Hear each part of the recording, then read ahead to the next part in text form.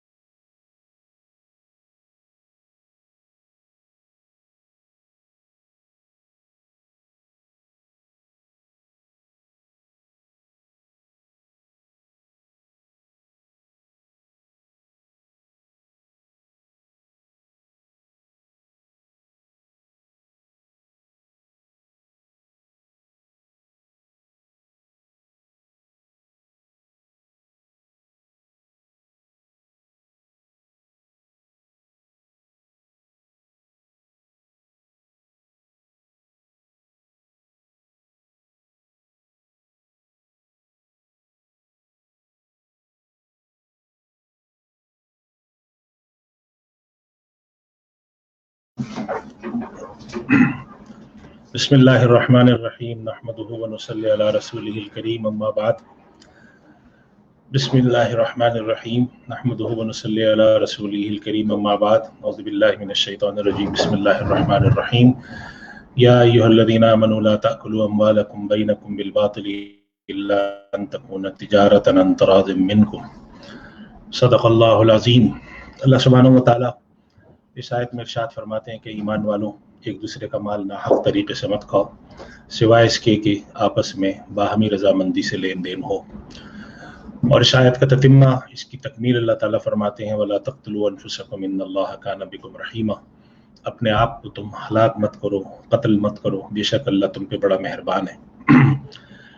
اس آیت کے تشریح میں مفسرین یہ فرماتے ہیں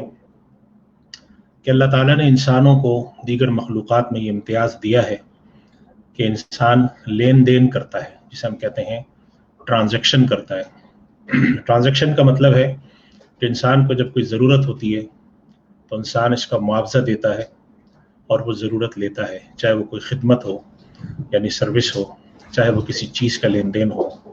انسان وہ چیز لیتا ہے اور اس کا معاوضہ دیتا ہے۔ اس چیز کو اللہ سبحانہ و تعالیٰ نے قرآن کریم میں تجارت کا لفظ بھی استعمال فرمایا ہے، اور قرآن کریم میں بیع کا لفظ بھی استعمال ہوا ہے جو خرید و فروخت کے معنی میں آتا ہے۔ تجارت کا لفظ وسیع ہے، ہر طرح کے ایکسچینج کو کہتے ہیں، چاہے وہ ایکسچینج آف گڈز ہو، چاہے وہ ایکسچینج آف سروس ہو، اور بیع کا لفظ جو ہے وہ اس کے مقابلے میں نسبتاً خاص ہے۔ اللہ تعالیٰ جزائے خیر دے ہمارے فقہائے کرام رضوان اللہ علیہ مجمعین کو، ان کی محنتوں سے اور ان کی جو اگر ہم تاریخ کا جائزہ لیں تو 1000 سال کا جو ہمارے پاس جورس کارپس ہے، جو فقہائے کرام کی 1000 سال سے زیادہ کی محنتیں ہیں، جب ہم ان کو جمع کرتے ہیں تو ہمارے سامنے یہ بات آتی ہے کہ اللہ تعالیٰ کے فضل و کرم سے نبی کریم صلی اللہ علیہ وسلم کی امت پر خصوصی مہربانی کے نتیجے میں اللہ تعالیٰ نے ان فقہائے کرام کو توفیق عطا فرمائی، اور انہوں نے ہر طرح کی خرید و فروخت کے احکام مرتب فرمائے۔ ہر طرح کی خرید و فروخت، چاہے اس کا تعلق اشیاء کی خرید و فروخت سے ہو، جائیداد کی خرید و فروخت سے ہو، حقوق کی خرید و فروخت سے ہو، اور اس کے علاوہ جو دیگر انسانی معاشرے میں ٹرانزیکشنز ہوتی ہیں، تجارتی لین دین ہوتا ہے، چاہے وہ شراکت داری کا ہو، چاہے وہ خدمات کا ہو، چاہے وہ کرایہ داری کا ہو، ان سب کے احکام انہوں نے مرتب کیے، اور ان سے متعلق امت کو اللہ اور اس کے رسول صلی اللہ علیہ وسلم کے فرامین کی روشنی میں احکامات عطا فرمائے، اور ان احکامات کی روشنی میں امت کو ان تمام معاملات کے کرنے کا سلیقہ اور قرینہ سکھایا۔ آج بینک اسلامی کے اس پلیٹ فارم سے جس موضوع پر گفتگو کرنے کا پروگرام ہے اور جو طے ہوا ہے، وہ موضوع ہے اسٹیٹ یعنی پراپرٹی سے متعلق جو شریعت کے احکام اور شریعت نے جو اصول و ضوابط مقرر کیے ہیں وہ کیا ہیں۔ ہمارے ملک میں دنیا کے تمام ممالک کی طرح ہمارے ملک کے اندر بھی جائیداد کی خرید و فروخت ہوتی ہے۔ وہ جائیداد زرعی جائیداد بھی ہو سکتی ہے، وہ تجارتی جائیداد بھی ہو سکتی ہے، وہ نجی جائیداد بھی ہو سکتی ہے، گھروں کی خرید و فروخت ہوتی ہے، پلاٹوں کی خرید و فروخت ہوتی ہے، فلیٹس کی خرید و فروخت ہوتی ہے، اور اسی طریقے سے بڑی بڑی بلڈنگوں کی ہوتی ہے، زرعی زمینوں کی ہوتی ہے۔ تو ان کے آخر احکامات کیا ہیں؟ اور آج کے دور میں جب ہم ایک جدید دور میں دنیا داخل ہو رہی ہے تو بڑی بڑی اس کے اندر جو ہے ہاؤسنگ سوسائٹیز بنتی ہیں، پروجیکٹس بنتے ہیں، ملٹی سٹوری پروجیکٹ بنتے ہیں، اور اس طریقے سے ہمارے ملک کے اندر بھی ایسی بڑی بڑی سوسائٹیز بن رہی ہیں جن کے یہاں پلاٹس بھی ہوتے ہیں، جن کے یہاں کمرشل بلڈنگز بھی ہوتی ہیں، اور اس کے علاوہ بہت ساری سروسز ان کے یہاں ہوتی ہیں، اور وہ خرید و فروخت کرتے ہیں۔ تو آخر اس کے حوالے سے شرعی احکامات اور ہدایات کیا ہیں؟ تو اس وجہ سے آج کے اس سیشن کے اندر انشاءاللہ تعالیٰ اس حوالے سے جو دین کی تعلیمات ہیں اس میں سے کچھ چیزیں آپ کی خدمت میں انشاءاللہ تعالیٰ پیش کی جائیں گی۔ آج کا جو ہمارا پروگرام ہے اس کے اندر ترتیب یہ طے کی ہے کہ 4 موضوعات پر آپ کے سامنے گفتگو کی جائے، اور ان موضوعات پر گفتگو کے بعد جب وقت ختم ہو جائے گا یعنی گفتگو مکمل ہوگی تو پھر آپ حضرات کے اگر کوئی سوالات ہمیں گنجائش ملی اور وقت نے ہمیں گنجائش دی تو انشاءاللہ تعالیٰ آپ کے سوالات کے کچھ جوابات بھی لیں گے۔ 4 موضوعات ہیں جس میں آپ کے سامنے انشاءاللہ گفتگو کریں گے، اور کوشش یہ کروں گا میں کہ بنیادی مسائل آپ کی خدمت میں پیش کیے جائیں، اس لیے کہ ظاہر ہے کہ کسی بھی موضوع پر جب تفصیل سے ہم گفتگو کرتے ہیں تو اس کے لیے تو بڑا وقت درکار ہوتا ہے، 1-2 گھنٹے کا سیشن اس کے لیے ناکافی ہوتا ہے۔ پھر انسانی ضرورتوں کے تحت ہر نوعیت کا جو مسئلہ ہے وہ دوسرے سے کسی نہ کسی درجے میں مختلف ہوتا ہے، تو اس لیے بہتر صورت یہ ہوتی ہے کہ اصول اور ضوابط بتا دیے جائیں، اور ہر شخص کی جو انفرادی صورتحال ہے, جو اس کو انفرادی مسئلہ درپیش ہے, وہ پھر اپنا اس مسئلے کے تحت اپنا کوئی خصوصی سوال مرتب کر کے علماء کرام, مفتیان کرام, ماہرین شریعت کے پاس بھیج دے اور پھر اس کے متعلق جواب دے دیں. اس کے لیے ہمارے ملک میں الحمدللہ دارالافتاء موجود ہیں. پاکستان کے ہر بڑے شہر کے اندر بڑے جلیل القدر مفتیان کرام دارالافتاء سے وابستہ ہیں. وہ اس کے متعلق آپ کو رہنمائی بھی دے سکتے ہیں اور آپ کے لیے متعلقہ جو چیزیں ہیں اس پر ایک گائیڈ لائن بھی آپ کو بتا سکتے ہیں. 4 بنیادی موضوعات ہیں جس میں انشاءاللہ تعالیٰ آج ہم اپنے اس پروگرام میں گفتگو کریں گے, جس میں سے 4 موضوعات میں سے پہلا موضوع یہ ہم نے منتخب کیا ہے جس پر گفتگو کریں گے کہ گھر اور جائیداد کی جو خریداری ہے اس سے متعلق بنیادی احکام کیا ہیں. ہمارے ہاں جو خرید و فروخت ہوتی ہے اس کے اندر ایک ایگریمنٹ سائن ہوتا ہے, پہلے ایک معاہدہ ہوتا ہے جس کو ہم ایگریمنٹ ٹو سیل کہتے ہیں یا سیل ایگریمنٹ کہتے ہیں, اور وہ رجسٹرڈ نہیں ہوتا. پھر اس کے بعد کچھ ادائیگی کی جاتی ہے ٹوکن کی, جو کہ عام طور پہ 10% ہوتا ہے, کبھی کم بھی ہو سکتا ہے, زیادہ بھی ہو سکتا ہے, جس کو ہم بیانہ کہتے ہیں یا پارشل پیمنٹ کہتے ہیں. اس کے بعد کچھ ادائیگی کے لیے مہلت دی جاتی ہے جو کبھی مہینہ ہوتی ہے, کبھی 3 مہینے ہوتی ہے, کبھی کم بھی ہو سکتی ہے زیادہ. جب وہ ادائیگی کا ٹائم ہو رہا ہوتا ہے اس کے وقت, ادائیگی کے وقت جا کر اس کی قانونی طور پر جائیداد کی جو خرید و فروخت کا طریقہ ہے, چاہے وہ رجسٹرار آفس میں ہو یا اگر کوئی سوسائٹی ہے تو سوسائٹی کے آفس میں ہو, وہاں جا کر اس کی پھر وہ باقاعدہ دستاویزی شکل میں اس کی رجسٹریشن ہوتی ہے. اور ایک شخص جو کہ پراپرٹی کا مالک ہے وہ اپنی ملکیت سے اس جائیداد کو نکال کر اس کی ملکیت میں دے دیتا ہے جو شخص پراپرٹی خریدار ہے, اور وہ اس کے ہاتھ میں رقم کی جو پیمنٹ ہے چاہے وہ کیش کی شکل میں ہو یا پے آرڈر کی شکل میں وہ کر دیتا ہے. تو اس سے متعلق جو احکام ہیں جس کے اندر بیانہ ہے, بیانے کا لینا ہے, اور سودا کر لینے کے بعد سودے سے پیچھے ہٹ جانا ہے یا کسی اختلاف کی وجہ سے یا کوئی پریشانی آ جانے کی وجہ سے اس کے اوپر شرعی احکام کیا مرتب ہو سکتے ہیں. یا بعض دفعہ لوگ سودا کرنے کے بعد پیچھے ہٹ جاتے ہیں, قیمت بڑھ جاتی ہے, تو جو بیچنے والا ہے وہ اس کے اندر جو ہے وہ کوشش کرتا ہے کہ میرا سودا نہ بکے, اس لیے کہ جائیداد میں نے اگر ایک چیز تھی جو کروڑ کی بیچی تھی, آج اگر وہ 1,20,00,000 کی ہے تو یہ فائدہ مجھے ملے. اسی طرح اگر قیمت گر جاتی ہے تو خریدار اس کے اندر جو ہے وہ ٹال مٹول سے کام لے رہا ہوتا ہے. تو کچھ متعلقہ مسائل اس سے ہیں, وہ انشاءاللہ آپ کی خدمت میں عرض کریں گے.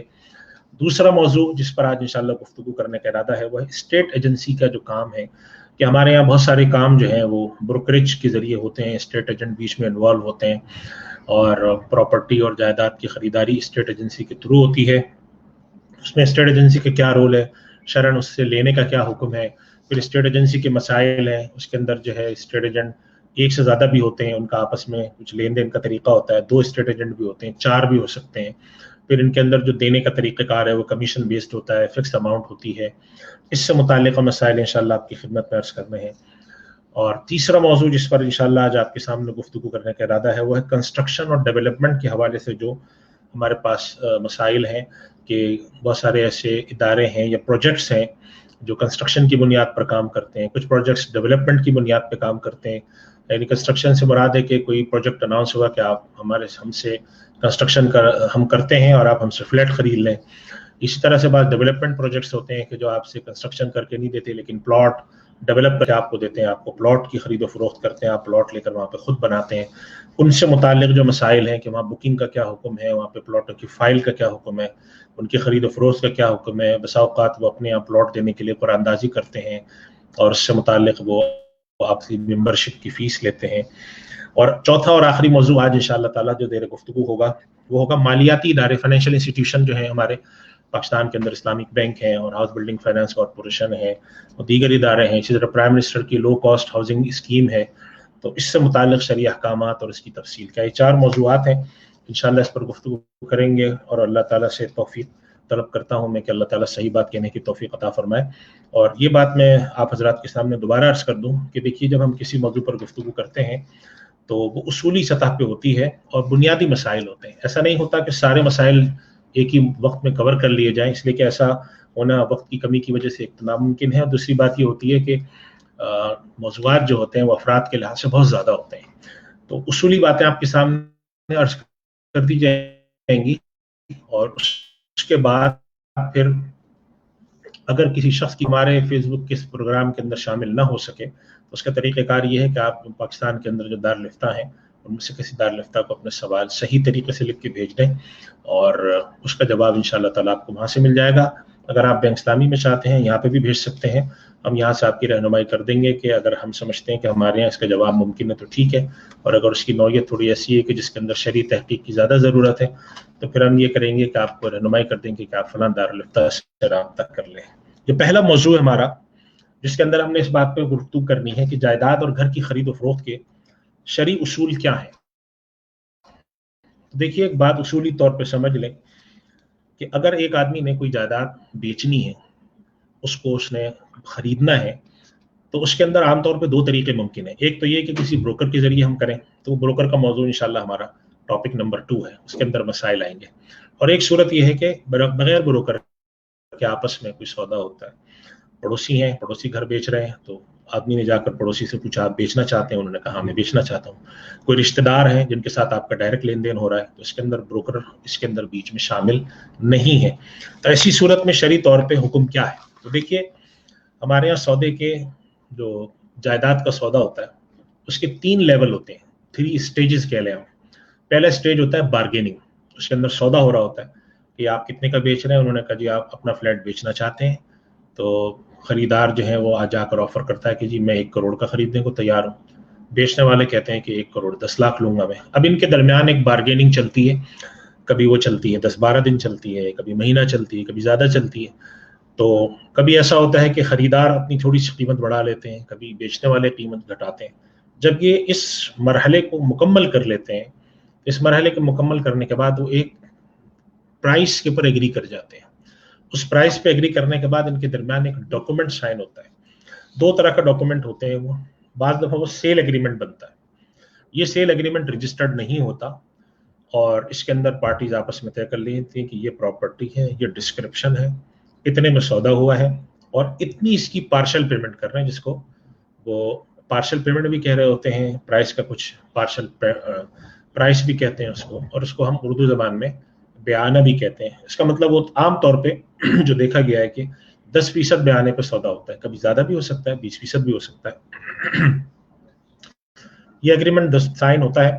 اس اگریمنٹ کے بعد وہ اس کی ادائیگی کر دیتے ہیں. اب سوال ہمارے سامنے ہے کہ شرعاً یہ اگریمنٹ کیا درجہ رکھتا ہے. تو شرعی نقطہ نظر سے علماء کرام کہتے ہیں کہ اگر یہ اگریمنٹ خرید اور فروخت کے نام سے ہوا ہے, ایک تو یہ ہے کہ اگریمنٹ سیل کا نہیں ہوا, ایگریمنٹ ٹو سیل ہوا ہے, جس کے اندر انہوں نے کمٹمنٹ کی ہے کہ میں آپ سے یہ پراپرٹی خریدوں گا اور میں اس کی اتنی پیمنٹ کروں گا, میں آپ کو پارشلی یہ پیمنٹ کر رہا ہوں. اور ایک صورت یہ ہے کہ ایگریمنٹ باقاعدہ سیل پرچیز کا ایگزیکیوٹ کیا گیا. عام حالات میں یہی صورت ہوتی ہے. تو اس صورت میں شرعاً یہ خرید و فروخت کا معاہدہ معتبر ہے, قابل قبول ہے. البتہ قانونی طور پر یہ چونکہ رجسٹر نہیں ہے, تو جب تک یہ رجسٹر نہیں ہوتا تو اس وقت تک یہ قانوناً معتبر نہیں ہوتا. لیکن یہ نہیں معنی معتبر نہیں ہوتا کہ جائیداد آپ کے نام ٹرانسفر نہیں ہو سکتی. لیکن اگر آپ اس کو کورٹ آف لا میں پریزنٹ کریں کہ ہمارے درمیان یہ معاہدہ ہوا تھا, یہ دستخط ہوئے تھے, اس ٹائم پیپر پہ چیزیں سائن ہیں, تو کورٹ آف لا اس کو ایکسیپٹ کرتی ہے. تو اس صورت کے نتیجے میں 2 آدمیوں نے سودا کیا, ایک ایگریمنٹ سائن کیا دونوں نے, اور اس کے اندر ایک پیمنٹ کر دی گئی. تو اس کا مطلب ہے کہ اب یہ سودا ان کا مکمل ہے. صرف انہوں نے شرط یہ رکھی ہے کہ جب تک آپ ادائیگی نہیں کریں گے میں آپ کو قبضہ نہیں دوں گا. اور شرعاً یہ شرط لگانا درست ہے. فقہاء کرام نے لکھا ہے کہ وہ بیوعات, وہ خرید و فروخت جس کے اندر قیمت کی ادائیگی کے اندر کوئی خاص انسٹالمنٹ یعنی تعجیل کا معاملہ اس میں نہ ہو, تو اس کے اندر اگر بیچنے والا یہ شرط لگاتا ہے کہ جب تک آپ قیمت کی ادائیگی نہیں کریں گے میں آپ کو چیز قبضے میں نہیں دوں گا, تو شرعاً یہ شرط لگانا درست ہے.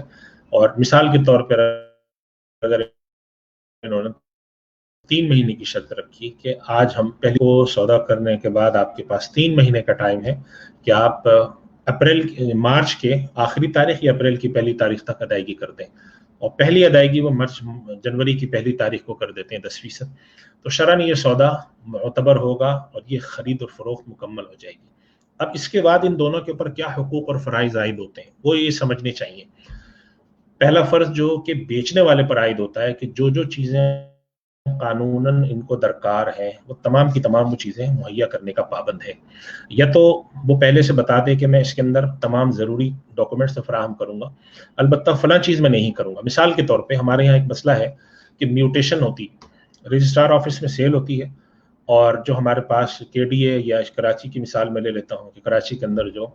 ڈیولپمنٹ اتھارٹی کا جو ریکارڈ ہے اس کے اندر جائیداد نام پر شفٹ ہوتی ہے, یہ میوٹیشن کہلاتا ہے. اور اس کے بھی کچھ فیس ہوتی ہیں، اخراجات ہوتے ہیں. تو ایک شخص اپنا گھر بیچ رہا ہے، اپنا فلیٹ بیچ رہا ہے، تو بیچتے وقت وہ خریدار کے پر واضح کر دے کہ یہ میں سودا جو کر رہا ہوں، میں رجسٹری کے رجسٹرار آفس تک جا کر جو ٹرانزیکشن ہے اس کے حوالے سے فلاں فلاں چیزوں کے اخراجات میں دوں گا، لیکن آپ مجھے قیمت ادا کرتے وقت اس چیز کا خیال رکھیں کہ میوٹیشن میرے نام نہیں ہوئی ہوئی ہے. جب آپ اپنے نام میوٹیشن کرائیں گے تو پہلے آپ کو میرے نام میوٹیشن ہوگی، پھر دوسرے نام جس کے لیے ہم لفظ استعمال کرتے ہیں ڈبل میوٹیشن. تو اگر اس طرح کی کوئی تفصیل ہے تو اس کو واضح کیا جائے ایگریمنٹ میں. ہمارے عام طور پہ ایسے تنازعات دیکھنے میں آتے ہیں کہ جب سودا ہونے کے بعد بات شروع ہوئی تو انہوں نے کہا جی یہ چاہے ڈبل میوٹیشن ہو کچھ ہو، میں اس کے پیسے نہیں دوں گا. تو خریدار یہ کہہ رہا ہوتا ہے کہ اس کی جو اضافی فیس ہے وہ میرے ذمے تو نہیں ہونی چاہیے. اسی طریقے سے بجلی کے حوالے سے اگر کوئی مقدمہ ایسا ہے جو کہ پینڈنگ ہے، مثال کے طور پہ کہ بجلی فراہم کرنے والے ادارے جیسے کہ ہمارے یہاں کراچی میں کہ الیکٹرک ہے، ان کا اس گھر کے پر کوئی دعویٰ ہے، وہ کہتے ہیں کہ یہاں پر بجلی جو ہے وہ زیادہ استعمال کی گئی ہے اور ہم سمجھتے ہیں یہاں سے ہمیں کوئی بل کی وصولی کرنی ہے. گیس کا کوئی مقدمہ ہے، فون کا ہے کوئی یہاں پر، یا کوئی اور ادارہ ہے جو کہتا ہے کہ ہمارا یہاں پر کوئی واجبات ہیں، یا حتیٰ کہ اس گھر کے اوپر کوئی جائیداد کا مقدمہ چل رہا ہے. یہ ساری چیزیں کلیئر ہونی چاہیے، واضح ہونی چاہیے خریدار کے سامنے. یہ ذمہ داری بیچنے والے کی ہے کہ وہ کوئی چیز پردہ خفا میں نہ رکھے. جائیداد کو بیچتے وقت اس کے اندر اگر ڈاکیومنٹ کے اندر کوئی مسئلہ ہے، کوئی قانونی اس کے اندر ایسی چیز رہ گئی ہے جو کہ ادھوری ہے، انکمپلیٹ ہے، کوئی لیگل ہچ ہے اس میں، تو اس کو چاہیے کہ اس کو یہ واضح کرے. اور اگر یہ واضح نہیں کرتا تو خریدار کو شرعاً یہ حق حاصل ہے کہ وہ اس سودے کو کینسل کرے اور اپنی جو قیمت ہے وہ واپس لے. پہلی بات تو اصولی طور پہ یہ جو خریدار ہے اس کی کیا ذمہ داری بنتی ہے. خریدار کی ذمہ داری جو بنتی ہے وہ صرف ایک بنتی ہے کہ جو اس نے وعدہ کیا ہے کہ میں ادائیگی کروں گا وہ ادائیگی بر وقت کرے. ہمارے یہاں ایک شکایت بہت آتی ہے اور کئی لوگوں نے مجھ سے شکایت کی کہ بعض دفعہ خریدار یہ کرتے ہیں کہ 3 مہینے کی مہلت لیتے ہیں اور لیتے وقت ان کی نیت یہ ہوتی ہے کہ ہم اس بات کو تھوڑا سا آگے کریں گے. یعنی مثال کے طور پہ یہ طے ہوا تھا کہ آپ 10% ادائیگی ابھی کر دیں سودے کے وقت، بقیہ 90% ادائیگی بعد میں کریں گے. لیکن خریدار یہ کرتے ہیں کہ جب 3 مہینے پورے ہونے لگتے ہیں تو بجائے اس کے کہ پوری 90% ادائیگی کریں، 10% ادائیگی تو انہوں نے بیانے کے نام پہ کر دی. اس کے بعد آ کر وہ کہتے ہیں کہ آپ ایسا کریں ہم سے 50% لے لیں اور ہمیں مزید مہلت دے دیں. تو یہ بات یاد رکھنی چاہیے کہ جب ایک دفعہ مہلت طے ہو جائے تو وہ فریقین کی باہمی رضامندی کے بغیر شرعاً اس کے اندر کوئی ایک شرعاً اور قانوناً دونوں طریقے سے کوئی ایک فرد اضافہ کرنے کا رائٹ نہیں رکھتا. نمبر 1 بات. نمبر 2 بات یہ کہ ایسے حالات پریشانی کے یا جبر کے پیدا کرنا جس کے نتیجے میں بیچنے والا یہ سوچتا ہو کہ اب میرے پاس، جسے ہم کہتے ہیں کہ مرتا نہ کیا کرتا، کہ میرے پاس اس کے علاوہ کوئی چارہ ہی نہیں ہے کہ یہ آدمی اگر پوری پیمنٹ نہیں کر رہا تو جتنی دے رہا ہے میں لے لوں اور اس کو مہلت دوں. اور وہ سامنے والے شخص کی نیت میں کیا ہوتا ہے کہ میں پوری پیمنٹ نہ کروں، میں مثال کے طور پہ 40 50 60% پیمنٹ کر کے اس دوران میں کوئی گاہک تلاش کر لوں اور اس کو سودے کو میں بکوا دوں. تو شرعاً یہ جو طریقے ہیں ٹال مٹول کے، اللہ کے نبی صلی اللہ علیہ وسلم نے اپنی حدیث میں ارشاد فرمایا وہ شخص جو کہ ادائیگی کی وسعت رکھتا ہو، جس کے لیے اس طرح آپ نے اس طرح فرمائی غنی، جو شخص ادائیگی کر سکتا ہو اور وہ ٹال مٹول سے کام لے تو اس کا یہ فعل اللہ سبحانہ و تعالیٰ کے ہاں ظلم شمار ہوتا ہے. مطل الغنی کی ظلم. تو اگر آپ کے پاس ادائیگی کی استطاعت ہے، طاقت ہے، تو اس سے قطع نظر کہ بازار میں کیا ہوتا ہے، لوگ کیا کرتے ہیں، ہماری ذمہ داری بحیثیت خریدار کی یہ بنتی ہے کہ جو طے ہوا ہے اس چیز کو پورا کریں. وعدے کا پورا کرنا، اللہ سبحانہ و تعالیٰ نے قرآن کریم میں باقاعدہ طور پر اس کے بارے میں سورہ مائدہ کا ارشاد فرمایا یا ایھا الذین آمنوا اوفوا بالعقود، جو عقد ہیں، جو وعدے ہیں وہ پورا کریں. اور مفسرین نے اور ہمارے ہاں جو امت کے مصلحین کہلاتے ہیں، امت کے لیے جو لوگوں کی اصلاح کا کام کرنے والے مشائخ اور علماء اور بڑے حضرات گزرے، انہوں نے ایک بڑی نکتے کی بات بتائی ہے کہ جب ایک آدمی کسی چیز کا وعدہ کرتا ہے اور جان بوجھ کے ٹال مٹول سے کام لے رہا ہوتا ہے تو اس کے پیچھے تو کوئی لالچ ہوتی ہے، عام طور پہ لالچ ہوتی ہے کہ مجھے مال زیادہ مل جائے گا. تو یہ بات ذہن میں رکھنی چاہیے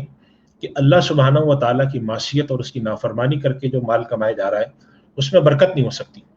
اور اگر اللہ پر یقین ہے اور اللہ پر اگر اعتماد ہے تو ایک آدمی اپنا وعدہ ضرور پورا کرے گا، کتنے ہی سخت حالات کیوں نہ ہو. ہمارے سامنے اللہ کے نبی صلی اللہ علیہ وسلم کی سیرت طیبہ ہے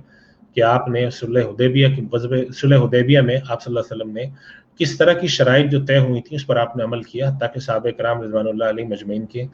دلوں میں بڑی سوالات آیا. انہوں نے اللہ کے نبی سے آ کر عرض بھی کیا کہ یا رسول اللہ یہ جس طرح کی ہمارے ساتھ شرائط رکھی جا رہی ہیں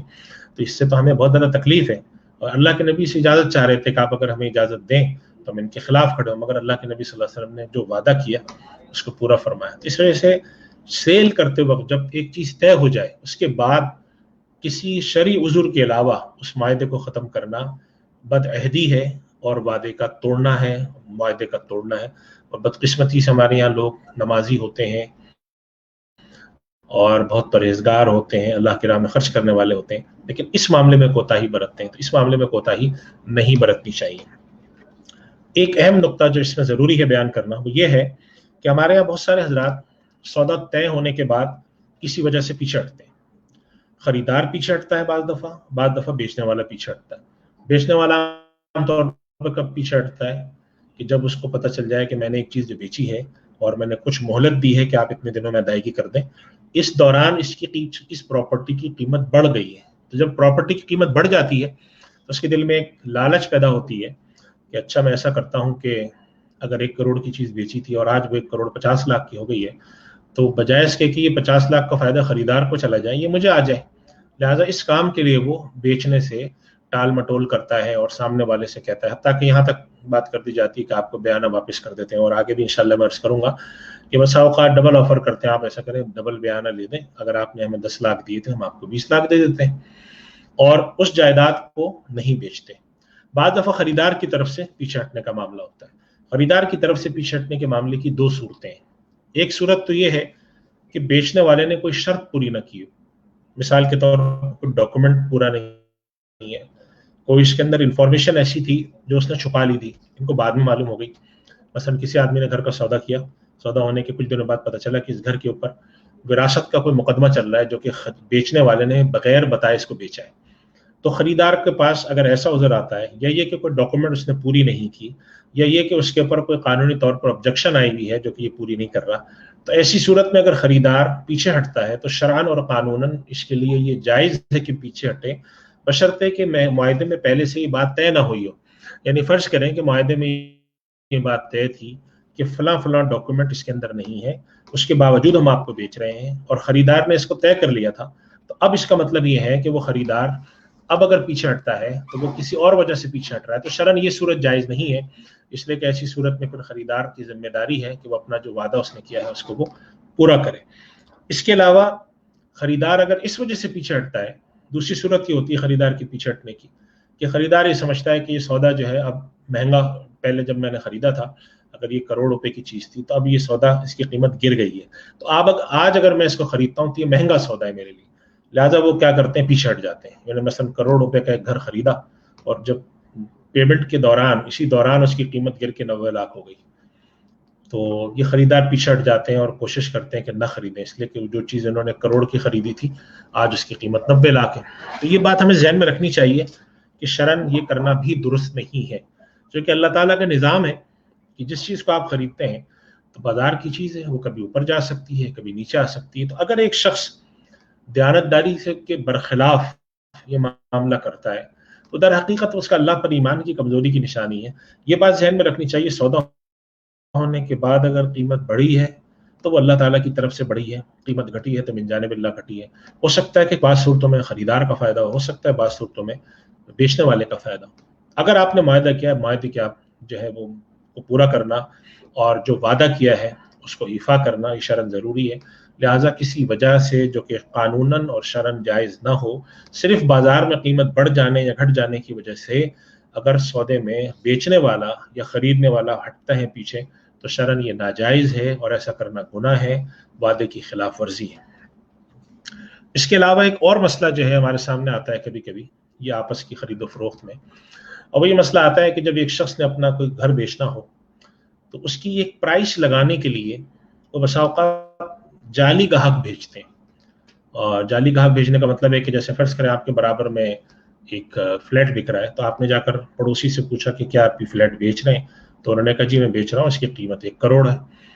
तो आपने ताज्जुब से कहा कि मगर इस बिल्डिंग में जो फ्लैट है वो आमतौर पे 85 से 90 लाख के हैं, तो आप 10 लाख ऊपर कैसे बता रहे हैं? तो वो कहते थे कि फलां साहब मेरे पास खरीदने आए थे, उन्होंने मुझे 98 लाख की ऑफर दी, मगर मैं नहीं बेच रहा, ये किसी और ने आकर मुझे 95 लाख की ऑफर दी। और वाक़तन आप देखते हैं कि 1-2 लोग आए, उन्होंने आखिरी ऑफर ये लगाई है मगर चले गए, मगर बाद में मालूम होता है कि ये लोग जो आकर ऑफर लगा कर गए हैं ये प्लांटेड ऑफर थी, یہ پہلے سے ان صاحب نے کچھ لوگوں کو کہا تھا تم آ کر ایسی آفر لگانا تاکہ برابر والا مجھ سے اس پیسے میں خرید لے. تو ایسا کرنا شرعاً یہ بھی دھوکہ ہے، اور نبی کریم صلی اللہ علیہ وسلم نے اس چیز کو منع فرمایا ہے. اور حدیث میں متعدد حدیث ہے جس کے اندر اس قسم کی تعبیرات ہیں، جس سے معلوم ہوتا ہے اس قسم کے کام کرنا. اور نبی کریم صلی اللہ علیہ وسلم نے اس کے لیے ایک اور بات بھی فرمائی ہے کہ جھوٹا بیان کر کے، جھوٹی قسم کھا کے اپنے سودے کو ترویج کرنا، اپنے سودے کی مارکیٹنگ کرنا. نبی کریم صلی اللہ علیہ وسلم نے اس کے لیے بڑے سخت الفاظ فرمائے ہیں، اور یہ تک فرمایا کہ اللہ تعالیٰ کی رحمت سے ایسا شخص دور ہوتا ہے. تو یہ طریقہ کار اور یہ قانوناً بھی یہ طریقے درست نہیں ہے، اور ان کو میل پریکٹسز میں شمار کیا جاتا ہے کہ اگر کہیں پر سودا نہیں ہو رہا ہو تو اس کے لیے مصنوعی خریدار پیدا کرنا. تو یہ بھی شرعاً اس میں درست نہیں ہے. ایک اہم مسئلہ ہے کہ جب سودا ہو جائے، یہ مسئلہ ہمارا اس ٹاپک سے بھی وابستہ ہے، آگے بھی وابستہ ہے، کہ بیانے کا بعض دفعہ معاملہ یہ ہوتا ہے کہ بیانہ ضبط کیا جاتا ہے. ایک آدمی ہے، اس نے سودا کیا اور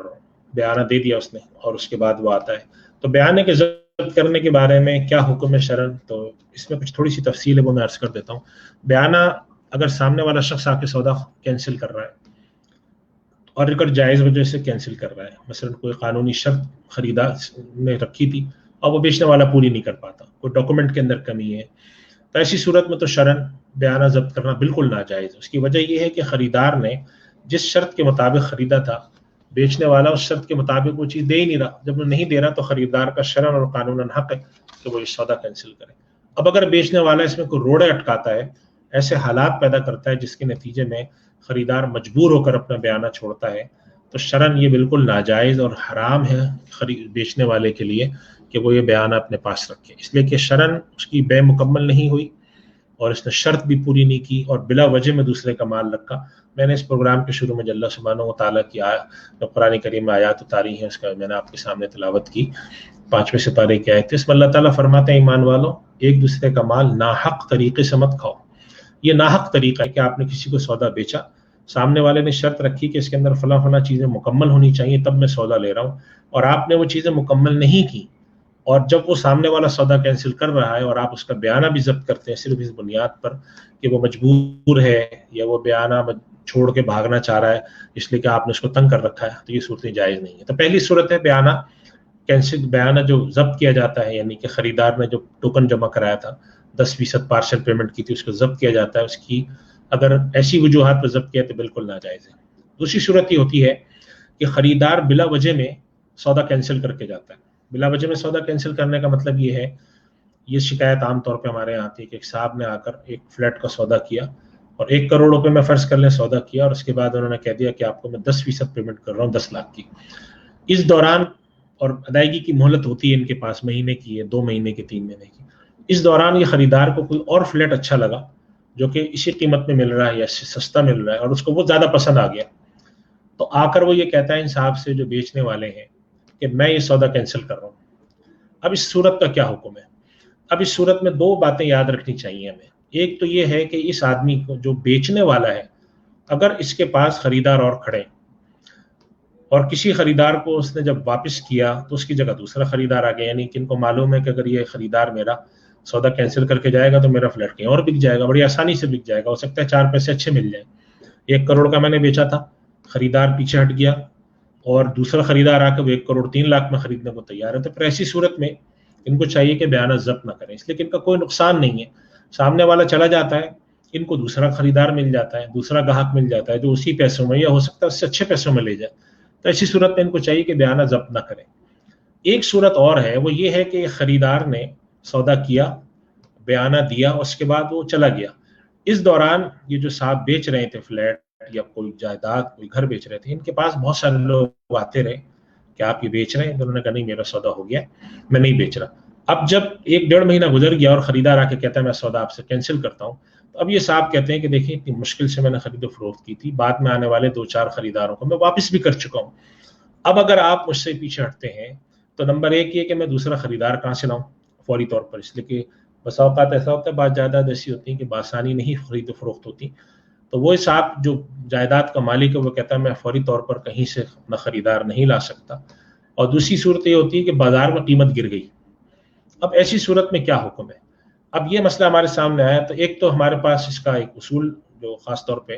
ہمارے یہاں فقہائے احناف کی رائے ہے وہ یہ ہے کہ بیانہ تو ضبط نہیں ہونا چاہیے، لیکن ان حالات کے پیش نظر بعض حضرات اس کی اجازت دیتے ہیں کہ اگر یہ شخص خریدار اپنے اس عمل سے جان بوجھ کر بیچنے والے کو کچھ ضرر پہنچانا چاہتا ہے کہ 1 کروڑ کا فلیٹ خریدا، یہ اس طرح کی شکایت آئی، ایک آدمی نے سامنے والے کو پریشان کرنے کے لیے ٹوکن دے کر اپنے پاس انگیج کر لیا تاکہ بقیہ جتنی آفر ہیں اس کے پاس سے وہ نکل جائیں. جب وہ آفر نکل گئی تو اس نے جا کر کہا کہ جی آپ میرے پیسے واپس کریں، میں سودا نہیں کرنا. تو ایسی صورت میں اگر یہ فلیٹ بیچنے والا، یہ پراپرٹی بیچنے والا یہ شرط لگا دے کہ ٹھیک ہے میں آپ کا بیانہ اپنے پاس رکھے ہوئے ہوں، میں اس کا دوبارہ سودا کرتا ہوں، جتنے میں آپ سے سودا ہوا تھا اتنے میں ہو گیا، بیانہ واپس کر دوں گا اس لیے کہ میرا نقصان نہیں ہے، اور اگر اس سے کم میں ہوا تو جتنے کم میں ہوگا اس کی میں بقدر اس میں سے کاٹ کے پیسے آپ کو دوں گا. فرض کریں کہ اگلا سودا ان صاحب نے کیا، جو پہلا سودا ہوا تھا ان کا 1 کروڑ پہ، 10 لاکھ کا بیانہ انہوں نے لے لیا، خریدار نے آ کر کا سودا کینسل کر دیں، تو ان صاحب نے دوبارہ جب اس فلیٹ کو بیچنے کی یا گھر کو بیچنے کی کوشش کی تو وہ گھر دوبارہ 1 کروڑ کا بک گیا. تو اس کا مطلب یہ ان کو کوئی نقصان نہیں ہوا، ان کو چاہیے کہ پہلے والے کا بیانہ واپس کریں، دوسرے سے سودا کر لیں. دوسری صورت یہ ہے کہ ان کا گھر 1 کروڑ کے بجائے 98 لاکھ کا بکا، اس کا مطلب ہے کہ ان کو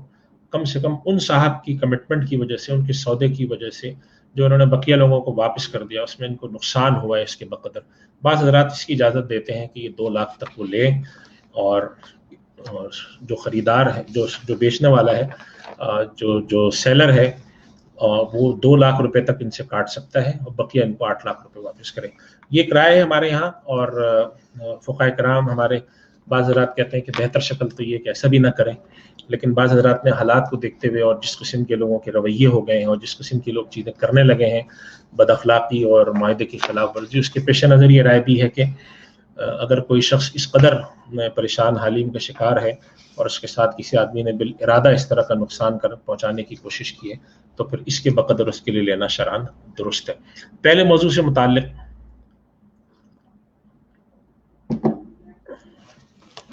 جو گھر اور جائیداد کی خرید و فروخت سے متعلق جو پہلا موضوع تھا اس کے متعلق یہی بنیادی باتیں عرض کرنی تھی. دوسرا جو ہمارا موضوع ہے وہ خاصا اہم بھی ہے، وہ ہے ریئل اسٹیٹ، یعنی اسٹیٹ ایجنسی کے ذریعے ریئل اسٹیٹ کا کام کرنا. شرعی نقطہ نظر سے جو آدمی خرید و فروخت کرا رہا ہوتا ہے، جو بیچ میں ایجنٹ ہوتا ہے، کمیشن ایجنٹ ہوتا ہے، اس کی شرعی حیثیت وکیل کی ہوتی ہے اور دلال کی ہوتی ہے، جس کو ہم سمسار کہتے ہیں عربی میں،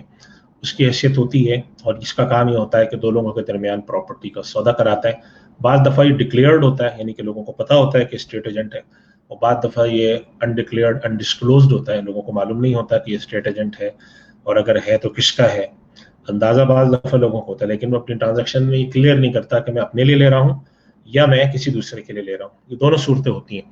اس کے متعدد مسائل ہیں، اس کو تھوڑے سے مسائل آپ کی خدمت میں عرض کرتا ہوں. کہ سب سے پہلی بات تو یہ ہے کہ شرعاً اسٹیٹ ایجنسی کے کام کے لیے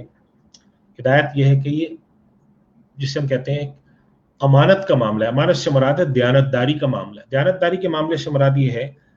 کہ اس معاملے کے اندر کسی قسم کا دھوکہ اور جھوٹ نہیں ہونا چاہیے. بدقسمتی سے اس معاملے میں بڑا دھوکہ، بڑا جھوٹ ہوتا ہے. جو باتیں ہوں شفافیت کے ساتھ ہوں، کلیئرٹی کے ساتھ. اور یہ بات ہمیں سمجھنی بہت ضروری ہے کہ جس طریقے سے اسٹیٹ ایجنٹ کے لیے، یعنی جو ایجنسی کا کام کر رہا ہے، کلیئرٹی ضروری ہے، اسی طریقے سے پرنسپل کے لیے بھی کلیئرٹی ضروری ہے. بعض دفعہ لوگ جا کے 2 لوگوں سے بات کر لیتے ہیں، 3 اسٹیٹ ایجنٹ سے بات کرتے ہیں، اور جب پہلا اسٹیٹ ایجنٹ ان سے پوچھتا ہے آپ نے کسی اور سے تو نہیں کہا، تو یہ پرنسپل جو کہ گھر بیچنے والا ہے، جو چاہتا ہے میرا گھر بکے، وہ ہر کسی سے کہتا ہے میں نے آپ کے علاوہ کسی سے نہیں کہا، اور کیس نے 4-5 لوگوں سے دیا ہوتا ہے. نتیجے میں کیا ہوتا ہے کہ جب سودا لگتا ہے تو آپس میں ایک تنازع پیدا ہوتا ہے. ایک ایجنٹ آ کر کہتا ہے انہوں نے مجھ سے کہا تھا، دوسرا کہتا ہے مجھ سے کہا تھا. تو شفافیت ہونی چاہیے، صاف کلیئرٹی ہونی چاہیے، پہلی بات. دوسری بات یہ ہے کہ دیانتداری کے ساتھ ساتھ جھوٹ سے بچنا چاہیے، خیانت سے بچنا چاہیے. تیسرا معاملہ یہ ہے کہ شرعی اور قانونی تقاضے پورے کرنے چاہیے، کہ قانونی طور پر اگر آپ کی کوئی ذمہ داری بنتی ہے تو وہ ذمہ داری پوری کریں. بعض دفعہ ایسا ہوتا ہے کہ ہمارے جو اسٹیٹ ایجنٹ ہیں وہ قانونی ذمہ داری پوری کرنے سے انکار کر دیتے ہیں، یا شرعی ذمہ داری پوری کرنے سے انکار کر دیتے ہیں. وہ کرنا ضروری ہے، ورنہ آپ کے لیے اجرت لینے کا کوئی جواز نہیں بنتا کہ آپ کام بھی نہ کریں اور اجرت لیں. ایک اہم مسئلہ جو کہ بہت ضروری ہے کہ اگر ایک آدمی نے کسی اسٹیٹ ایجنٹ کو اپنے کام میں انوالو کیا، اپنے کام میں لگایا، اور کوئی جائیداد خریدنی ہے اور کوئی اطلاع اس کو اسٹیٹ ایجنٹ کے پاس سے ملی لیکن جس آدمی کے خرید و فروخت کی اطلاع ملی وہ آدمی ان کا کوئی واقف کار نکلا ہے. مثال کے طور پہ اگر آپ نے جا کر کوئی جائیداد خریدنے کی کوشش کی تو اسٹیٹ ایجنٹ نے کہا میرے پاس ایک جائیداد آئی ہوئی ہے. جب اس نے آپ کو نمبر بتایا, اسٹیٹ ایجنٹ نے یا نام لیا, تو آپ پہچان گئے یہ تو میرے دوست ہیں یا میرے کوئی عزیز ہیں دور کے. تو آپ نے دل میں سوچا, خریدار نے یا وہ شخص جو کہ اسٹیٹ ایجنٹ کے پاس گیا کہ میں اسٹیٹ ایجنٹ کو بیچ میں سے نکال کے براہ راست معاملہ کر لیتا ہوں. یہ ایک عام طور پہ شکایت ہے جسے کہتے ہیں پارٹی کو ملا دینے کی صورت میں. یہ بات ہمیں ذہن میں رکھنی چاہیے کہ اگر ایک دفعہ اسٹیٹ ایجنٹ سے ہم نے جا کے معاملہ کر لیا تو شرعاً پھر ہماری ذمہ داری ہے کہ وہ ہمیں انفارمیشن جو دے گا, چاہے وہ زیادہ انفارمیشن دے, تھوڑی محنت کرے, زیادہ محنت کرے, حق اس کا بہرحال بن گیا. اب اس کے اندر شرعاً آپ کے پاس جو گنجائش ہے وہ یہ تو ہے کہ آپ اسٹیٹ ایجنٹ سے بات کر کے یہ کہیں کہ جس آدمی کا تم نے نام لیا ہے یہ میرے عزیز ہیں, یہ میرے رشتہ دار ہیں, یہ میرے دوست ہیں, میں ان سے براہ راست بات کر لوں گا. البتہ چونکہ تمہارے ذریعے میرے پاس نام آیا ہے اور میں جا کے بقیہ کام خود کروں گا, تو لہٰذا میں تم سے گزارش کرتا ہوں کہ اپنی کمیشن کے اندر کمی کر دو. میں جا کے خود بات کروں گا لیکن تمہارا کمیشن میں نہیں چھوڑوں گا. تو کمیشن جو اس کا ہے, جو اس کی اجرت ہے, اس کو کم کرانا اس حد تک تو شرعاً اجازت ہے. بیٹھ کے بات کریں. اللہ سبحانہ و تعالیٰ نے اس چیز کو منع نہیں کیا ہے. صحابہ کرام رضوان اللہ علیہم اجمعین بارگیننگ کرتے تھے, تو یہاں بارگیننگ کر کے کچھ کم کرا لینا اس کی تو شرعاً اجازت ہے. لیکن اس اسٹیٹ ایجنٹ کو بالکل باہر نکال دینا, بال مکھن میں سے بال کی طرح باہر نکال کے بالا ہی معاملہ کر دینا, اس کو کچھ نہ دینا, یہ شرعاً ناجائز ہے, دھوکہ دہی ہے. ہمارے یہاں بہت سارے پرنسپل یہ کام کرتے ہیں, اسٹیٹ ایجنٹ کو یا تو جو طے شدہ ہوتی ہے اس کے اندر کمی کر دیتے ہیں, کمیشن طے ہوا تو 1% دیں گے, جب سودا ہو گیا تو انہوں نے بلا کر کہا 1% بہت زیادہ ہے, میں تمہیں مثلاً 1 لاکھ روپے تمہارے بنتے ہیں, میں تمہیں 50,000 دوں گا. شرعاً یہ بھی ناجائز ہے. اور اگر آپ نے کسی کے ساتھ براہ راست پارٹی کے ساتھ ڈائریکٹ ہو گئے, اس صورت میں کمیشن اگر آپ روکتے ہیں, شرعاً یہ بھی ناجائز ہے. جائز بات کیا ہے کہ آپ ڈائریکٹ ہوں یا نہ ہوں, اگر آپ کے پاس اسٹیٹ ایجنسی کی طرف سے کام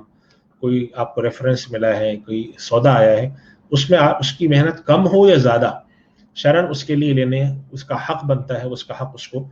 دینا چاہیے. بڑی اہم بات ہے, ہمارے یہاں اکثر شکایت آتی ہے اور اس کی وجہ سے پھر اسٹیٹ ایجنٹ جو ہے وہ بہت ساری چیزیں کرتے ہیں. ایک اور بات اس کے ساتھ ساتھ تذکرتاً آ گئی, بعض دفعہ لوگ یہ کرتے ہیں کہ اپنے کسی رشتہ دار اسٹیٹ ایجنٹ سے کام کراتے ہیں اور توقع یہ رکھتے ہیں کہ ہم سے پیسے نہیں لے گا. شرعاً یہ بھی درست نہیں ہے. فرض کریں کہ آپ کے کزن ہیں, آپ کے بھائی ہیں, آپ کے کوئی دوست ہیں جو کام کرتے ہیں اسٹیٹ ایجنسی کا, تو آپ جب ان کے ساتھ جا کے معاملہ کریں تو اسی وقت کلیئر کر لیں. آپ نے اپنے دوست سے کہا کہ میرا ایک گھر ہے تم بکوا دو,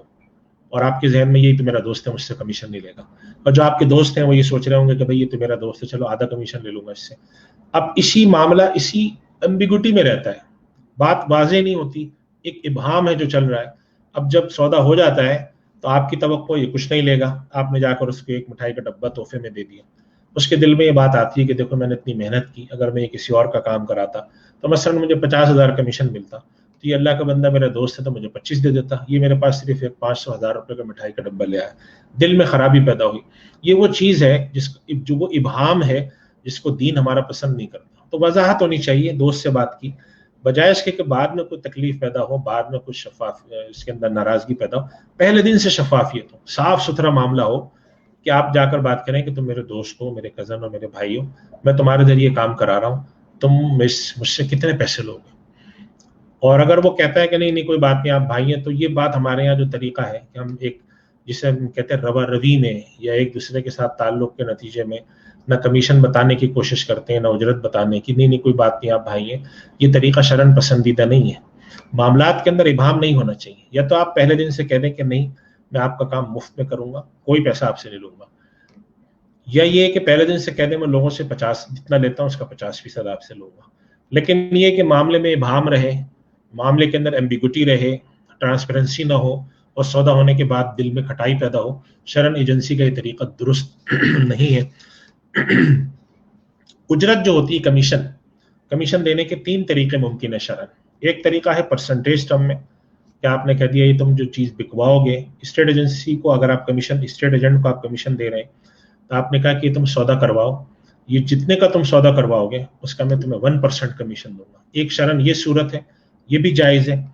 دوسری صورت ہوتی ہے فکس اماؤنٹ کی, کہ آپ نے طے کر لیا کہ آپ پراپرٹی بکوا دیں, میں آپ کو اس کے اندر 3 لاکھ روپے کمیشن دوں گا. شرعاً یہ بھی درست ہے, وہ چاہے پراپرٹی کروڑ کی بکے, چاہے 2 کروڑ کی بکے, 1 کروڑ کی بکے, جو طے شدہ رقم ہے وہ آپ نے اس کو دینی ہوگی. تیسری صورت یہ ہوتی ہے کہ آپ یہ کہتے ہیں کہ مجھے اتنی چاہیے رقم, مثال کے طور پہ آپ نے کہا یہ میرا فلیٹ ہے، مجھے اس میں 1 کروڑ چاہیے، اب تم 1 کروڑ سے اوپر جتنے کا بکوا وہ تمہارا کمیشن، مجھے 1 کروڑ چاہیے.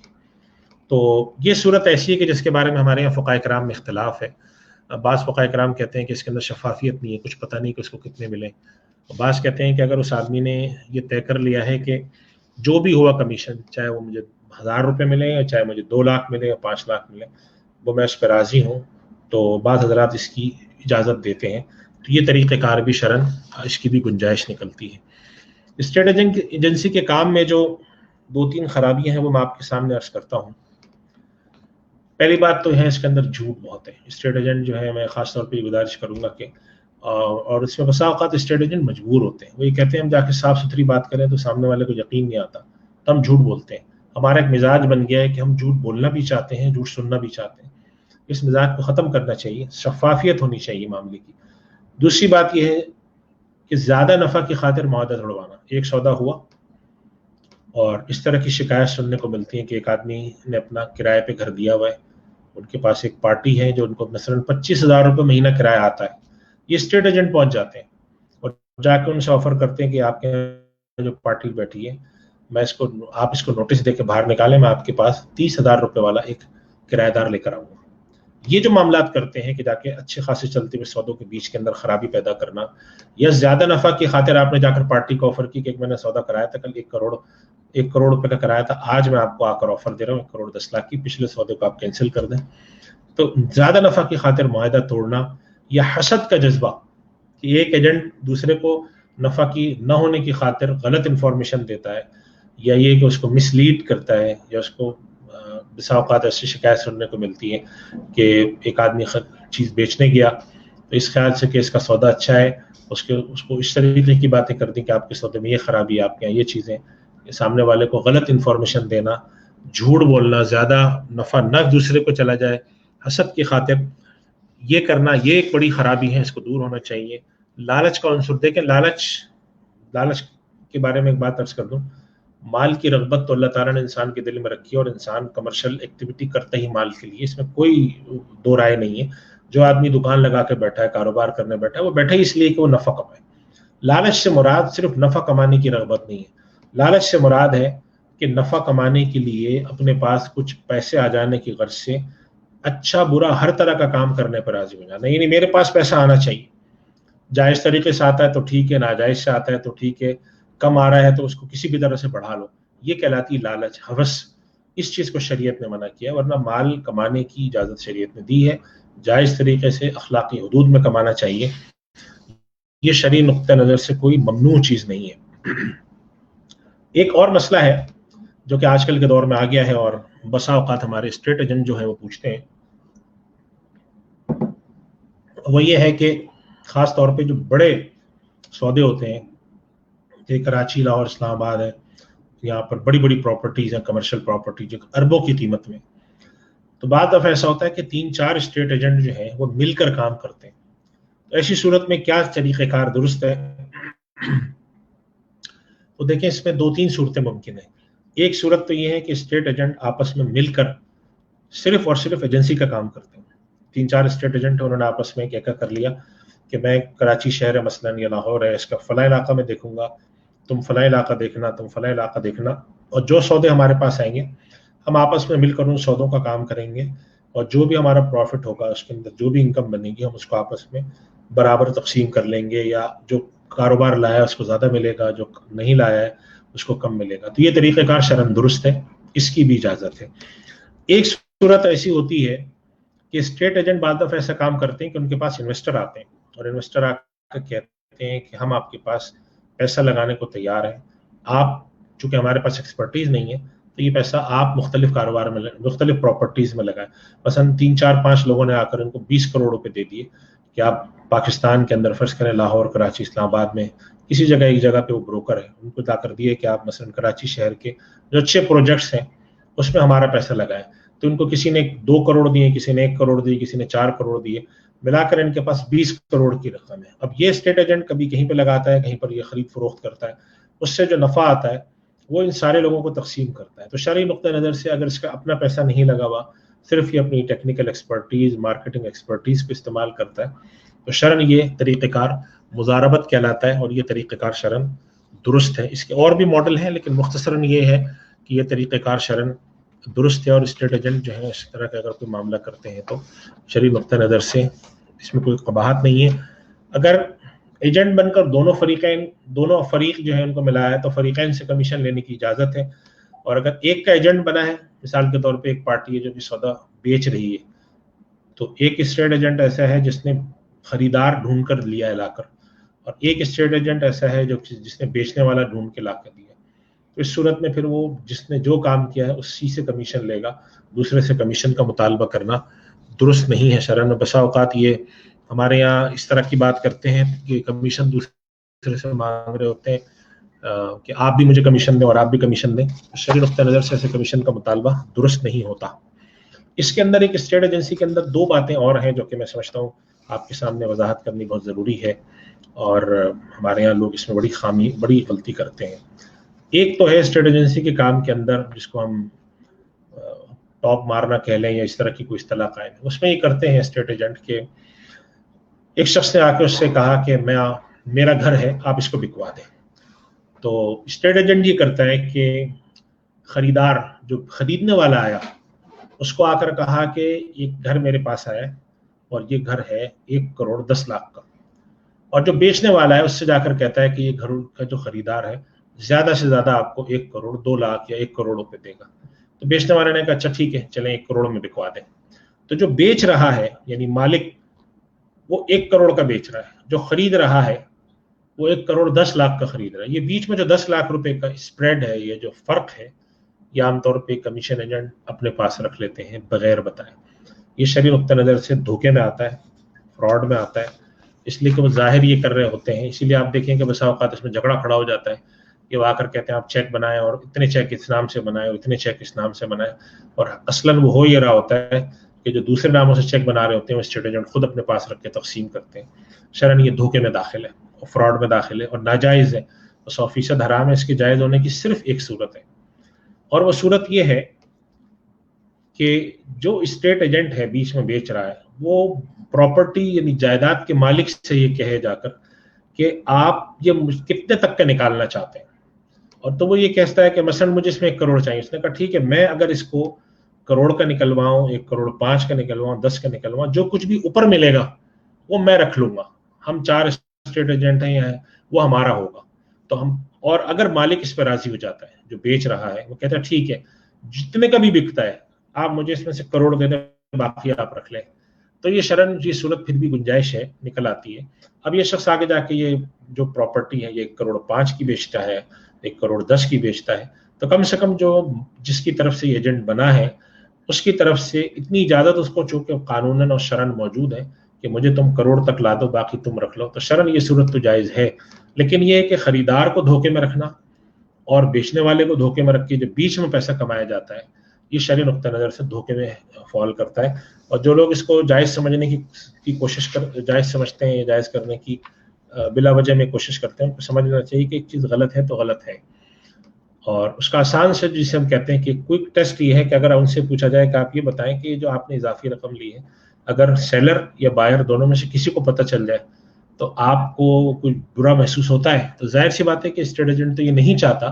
کہ جو میں نے چھپا کر اضافی رقم اپنی جیب میں ڈالی ہے یہ کسی کو پتہ چلے. تو اس کا مطلب یہ ہوا کہ جب کوئی معاملہ آپ دونوں سے چھپانا چاہتے ہیں، آپ سمجھتے ہیں کہ چھپانے میں میرا یہ فائدہ ہے، اس صورت میں شرعاً یہ صورت طریقہ کار درست نہیں ہوتا. ایک اور طریقہ بھی جو رائج ہے وہ بھی شرعاً ناجائز ہے. بعض اسٹیٹ ایجنٹ یہ کام کرتے ہیں. بعض اسٹیٹ ایجنٹ یہ کرتے ہیں کہ آپس میں پیسے ملاتے ہیں اور 3 4 5 اسٹیٹ ایجنٹ مل کے کسی نے 1,00,000 ڈالے، کسی نے 2 لاکھ، کسی نے 5 لاکھ، اور جا کر ایک سودا کرتے ہیں اور اس سودے کی پیمنٹ کا 3 مہینے کا ٹائم رکھتے ہیں اور ٹوکن کر دیتے ہیں. اور دل میں یہ ہوتا ہے کہ اس دوران اگر سودا ہمیں مل گیا، آگے کوئی خریدار مل گیا تو ہم سودا کرا کر بیچ میں ڈفرنس رکھ لیں گے، اور اگر نہیں ملا تو اپنا ہم ٹوکن منی چھوڑ دیں گے. نتیجہ نکلے گا کہ زیادہ سے زیادہ کیا ہوگا کہ کسی کا 1,00,000 کا نقصان ہے، کسی کا 2 لاکھ کا. اور اگر بک گیا اچھے پیسوں میں، سودا گاہک مل گیا، تو اس صورت میں ہم پیمنٹ کرائیں گے تو ہو سکتا ہے کہ ہمیں کمیشن جو ہے وہ اچھا خاصا مل جائے، 10 لاکھ کمیشن مل جائے. یعنی ہر آدمی کو 2 لاکھ، جس نے 1,00,000 لگائے تھے اس کو 2 لاکھ مل جائے. تو یہ طریقہ کار بھی شرعاً اس لیے درست نہیں ہے کہ ان کی بیچتے وقت نیت لینے کی ہوتی ہی نہیں ہے، چونکہ ان کے پاس تو پیسے ہی نہیں ہوتے. یہ صرف اور صرف سامنے والے کا ٹوکن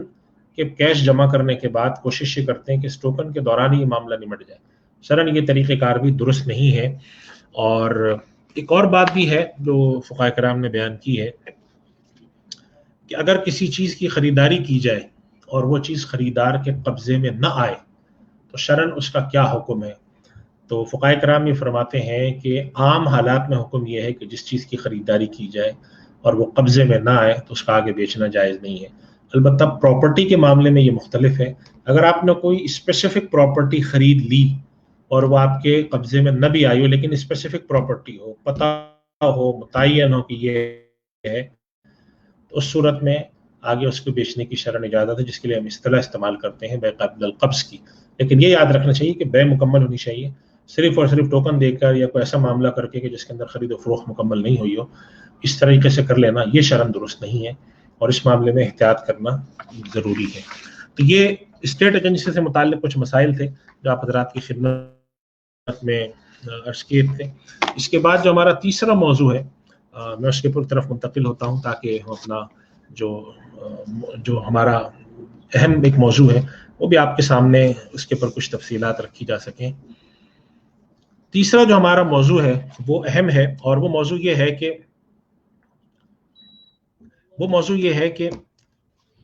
جب ہم کنسٹرکشن اور ڈیولپمنٹ پروجیکٹ کے اوپر جاتے ہیں، کنسٹرکشن اور ڈیولپمنٹ پروجیکٹ کا مفہوم دو ہیں، یہ بات یاد رکھیے گا. ایک تو وہ ہوتا ہے کہ کوئی پروجیکٹ ہے جس نے کوئی کمپنی ہے جس نے ایک پروجیکٹ لانچ کیا اور پروجیکٹ لانچ کرنے کے بعد یہ کہا کہ فلیٹ ہم آپ کو بنا کر دیں گے. ہمارے ہاں فلیٹ بنا کے دیے جاتے ہیں، دکانیں بنا کے دی جاتی ہیں. تو یہ کہلاتا ہے کنسٹرکشن پروجیکٹ. ایک کہلاتے ہیں ڈیولپمنٹ پروجیکٹ کے. ایک پروجیکٹ نے اناؤنسمنٹ کی کہ ہم آپ کو بجائے بلڈنگ بنا کر دینے کے پلاٹس اور لینڈ ڈیولپ کر کے دیں گے. وہاں پر آپ کو ہم پلاٹ دے دیں گے، آپ پلاٹ لیں. لینڈ ڈیولپمنٹ یا جو ڈیولپمنٹ پروجیکٹ ہے اس کا مطلب یہ ہوتا ہے کہ وہ قطع زمین ہے، وہاں انہوں نے باقاعدہ پلاٹنگ کی اور وہاں پہ جو بیسک فیسلٹیز ہیں کہ وہاں پہ انہوں نے ڈرینیج سسٹم ڈالا، یعنی گٹر وغیرہ کا جو سسٹم ہے وہ ڈالا، پانی کی لائنیں ڈالی، بجلی کی لائنیں ڈالی، روڈیں بنائی، پارک کا جگہ مختص کر کے بنا دی. اب یہ ایک اسکیم تیار ہو گئی. اس اسکیم کے اندر پلاٹس بھی ملتے ہیں، بسا اوقات اس اسکیم کے اندر کمرشل پروجیکٹس بھی ہوتے ہیں، یعنی کہ اس کے اندر پلاٹ بھی مل رہے ہوتے ہیں اور ایسے بھی مل رہا ہوتا ہے کہ یہی کمپنی پلاٹ بھی دیتی ہے، یہی کمپنی گھر بنا کے بھی دیتی ہے، اسی کمپنی کے کمرشل پروجیکٹس بھی ہوتے ہیں کہ اس نے یہاں پر فلیٹس بھی بنا کر دی. اس طرح کا مکس ایک پورٹ فولیو بناتے ہیں. عام طور پہ یہ ڈیولپمنٹ اور کنسٹرکشن کمپنیاں کام کرتی ہیں. آج کل پاکستان میں بہت جگہ پہ، کراچی، لاہور، اسلام آباد اور بڑے بڑے جو کراچی کے شہر ہیں یہاں پر اس کا بڑا رواج ہے. بہت سارے بڑے بڑے نام ہیں جو اس فیلڈ کے اندر آ کے کام کر رہے ہیں. تو شرعاً اس کا کیا حکم ہے؟ یہ ایک اہم ٹاپک اس وجہ سے بھی ہے کہ اس کے اندر ہمارے یہاں لوگ انویسٹمنٹ کرتے ہیں اور فائلیں، خرید و فروخت فائلوں کی جاتی ہے. اور اس کے اندر ایک اور چیز بھی ہوتی ہے کہ پروجیکٹ جب لانچ کیا جاتا ہے تو اس کی کوئی فیس ہوتی ہے، فیس لی جاتی ہے، ممبرشپ فیس ہوتی ہے وہ لی جاتی ہے. پھر اسی طریقے سے لوگ فلیٹ بک کراتے ہیں تو ادھورا بیچ کے بھاگ جاتے ہیں. اسی طریقے سے بسا اوقات لوگ ایک زمین بک کراتے ہیں، اس کی پوری پیمنٹ نہیں ہوتی. تو اس کے بارے میں شرعاً حکم کیا؟ تو یہ 2-3 پوائنٹس ہیں جو میں آپ کے سامنے اصولی طور پہ عرض کر دیتا ہوں اور اس کے بعد تاکہ ایک بنیادی مسئلہ ہمارے سامنے آ جائے. اس کے بعد اگر کچھ بیچ میں ایسے مسائل ہے وہ بھی آپ کی خدمت میں عرض کروں گا. دیکھیے، پلاٹ، اگر آپ فلیٹ خرید رہے ہیں یا پلاٹ خرید رہے ہیں تو اگر آپ فلیٹ کی بکنگ کراتے ہیں، آپ جا کر کسی کمپنی کسی پروجیکٹ میں ایک اپلیکیشن دیتے ہیں. مثال کے طور پہ ایک پروجیکٹ بن رہا ہے جس کے اندر 60 یا 70 فلیٹ ہیں اور ہر فلیٹ کی انہوں نے کوئی قیمت رکھی ہے، تو آپ جا کر اس کے ساتھ بکنگ کراتے ہیں اور ابتدائی طور پہ ان کو آپ ایک پیمنٹ کر دیتے ہیں اور اس کے بعد شیڈیول کے تحت مختلف اوقات میں آپ نے ان کو پیمنٹ کرنی ہوتی ہے. کوارٹرلی پیمنٹ ہوتی ہے، یعنی ہر 3 مہینے پہ ہوتی ہے، یا ماہوار پیمنٹ ہوتی ہے، یا ہر 6 مہینے پہ ہوتی ہے. پھر کچھ پیمنٹ جو ہوتی ہے فکسڈ ہوتی ہیں، کچھ پیمنٹ جو ہوتی ہیں وہ فکس نہیں ہوتی، وہ تھوڑے تھوڑے پیریڈ میں آتی ہیں. تو یہ در حقیقت ایک طرح کا ایک فلیٹ کی بنانے کا پروجیکٹ ہے، کنسٹرکشن کا پروجیکٹ کا معاملہ ہے اور شرعاً استثناء میں آتا ہے. استثناء سے مراد ہے شرعاً ایک خاص قسم کی خرید و فروخت جس کے اندر ایک آدمی بنانے والا ہوتا ہے اور ایک اس کے اندر خریدار ہوتا ہے. تو جو بنا رہا ہوتا ہے جس کو ہم صانع کہتے ہیں، جو خرید رہا ہوتا ہے اس کو مستثنی कहते हैं, यानी कि खरीदने वाला और बेचने वाला। लेकिन चीज़ लाजिमन ऐसी होती है कि बना के बेची जाए। इस तरह के मामलात के अंदर बढ़ई भी आ जाते हैं, इस तरह के मामलात के अंदर, और वो तमाम लोग हैं जो कोई चीज़ को, रॉ मटेरियल को कोई शक्ल देकर, कोई शेप देकर बनाकर वो बेचते हो। तो चूंकि कंस्ट्रक्शन करने वाली कंपनी होती है, ये भी आपसे कह रही होती है कि आप एक ज़मीन है, इसके अंदर हम आपको घर बना के देंगे या हम आपको फ्लैट बना के देंगे। तो इस तरह के वो पूरा बनाने का प्रोजेक्ट का मामला हो रहा होता है, तो शरन ये इस्तिस्ना में दाखिल है। और इस्तिस्ना का हुक्म ये है कि अगर आपने कोई फ्लैट खरीदा, कोई चीज़ खरीदी, फ्लैट के अंदर थोड़ी तफसील है वो मैं आगे अर्ज करता हूँ। अगर आपने कोई चीज़ खरीदी, मिसाल के तौर पे एक शख्स किसी के पास जाकर कहता है कि आप मुझे टेबलें बना दें, किसी बढ़ई के पास या किसी कारपेंटर की जो कंपनी होती है, फर्निशिंग कंपनी, उसके पास जाकर उसने ऑर्डर प्लेस किया कि आप मुझे 10 टेबल बना दें। शरन ये इस्तिस्ना का मामला है। अब ये आदमी जिसने टेबलें बनवाई हैं, यानी टेबलों का खरीदार है, ये इन टेबलों को आगे बेच सकता है या नहीं? तो शरई हुक्म ये है कि जब तक उसको टेबल वहां से तैयार होकर न मिले, ये आगे नहीं बेच सकता। उसकी वजह ये होती है कि जिस चीज़ को इसने खरीदा वो इसके अपनी कब्जे में नहीं आई। जब इसके अपने कब्जे में नहीं आई तो शरई हुक्म ये है कि जो चीज़ इंसान के अपने कब्जे में ना हो, चाहे वो उसका मालिक ही क्यों ना हो, लेकिन अगर वो कब्जे में नहीं है तो वो उसको आगे इसलिए ना बेचे कि जब वो खुद कब्जा नहीं रखता तो दूसरे को कब्जा नहीं देगा। तो जब वो कब्जा नहीं देगा तो खरीद और फरोख्त का मामला मुकम्मल कैसे होगा? इस वजह से बे क़ब्ल अल-क़ब्ज़ फ़िक़्ह की एक मशहूर इस्तिलाह है, जिसके तहत कब्जे से पहले किसी चीज़ को आगे खरीद और फरोख्त करना शरअन दुरुस्त नहीं है। तो फ्लैट के अंदर ये मामला शरई नुक्ता नज़र से क्या फ्लैट भी ऐसे ही है? इस बारे में फ़ुक़हा कराम ने थोड़ी तफसील रखी है हमारे यहाँ, मुफ्तियान कराम बर्र सग़ीर हिंद पाक के,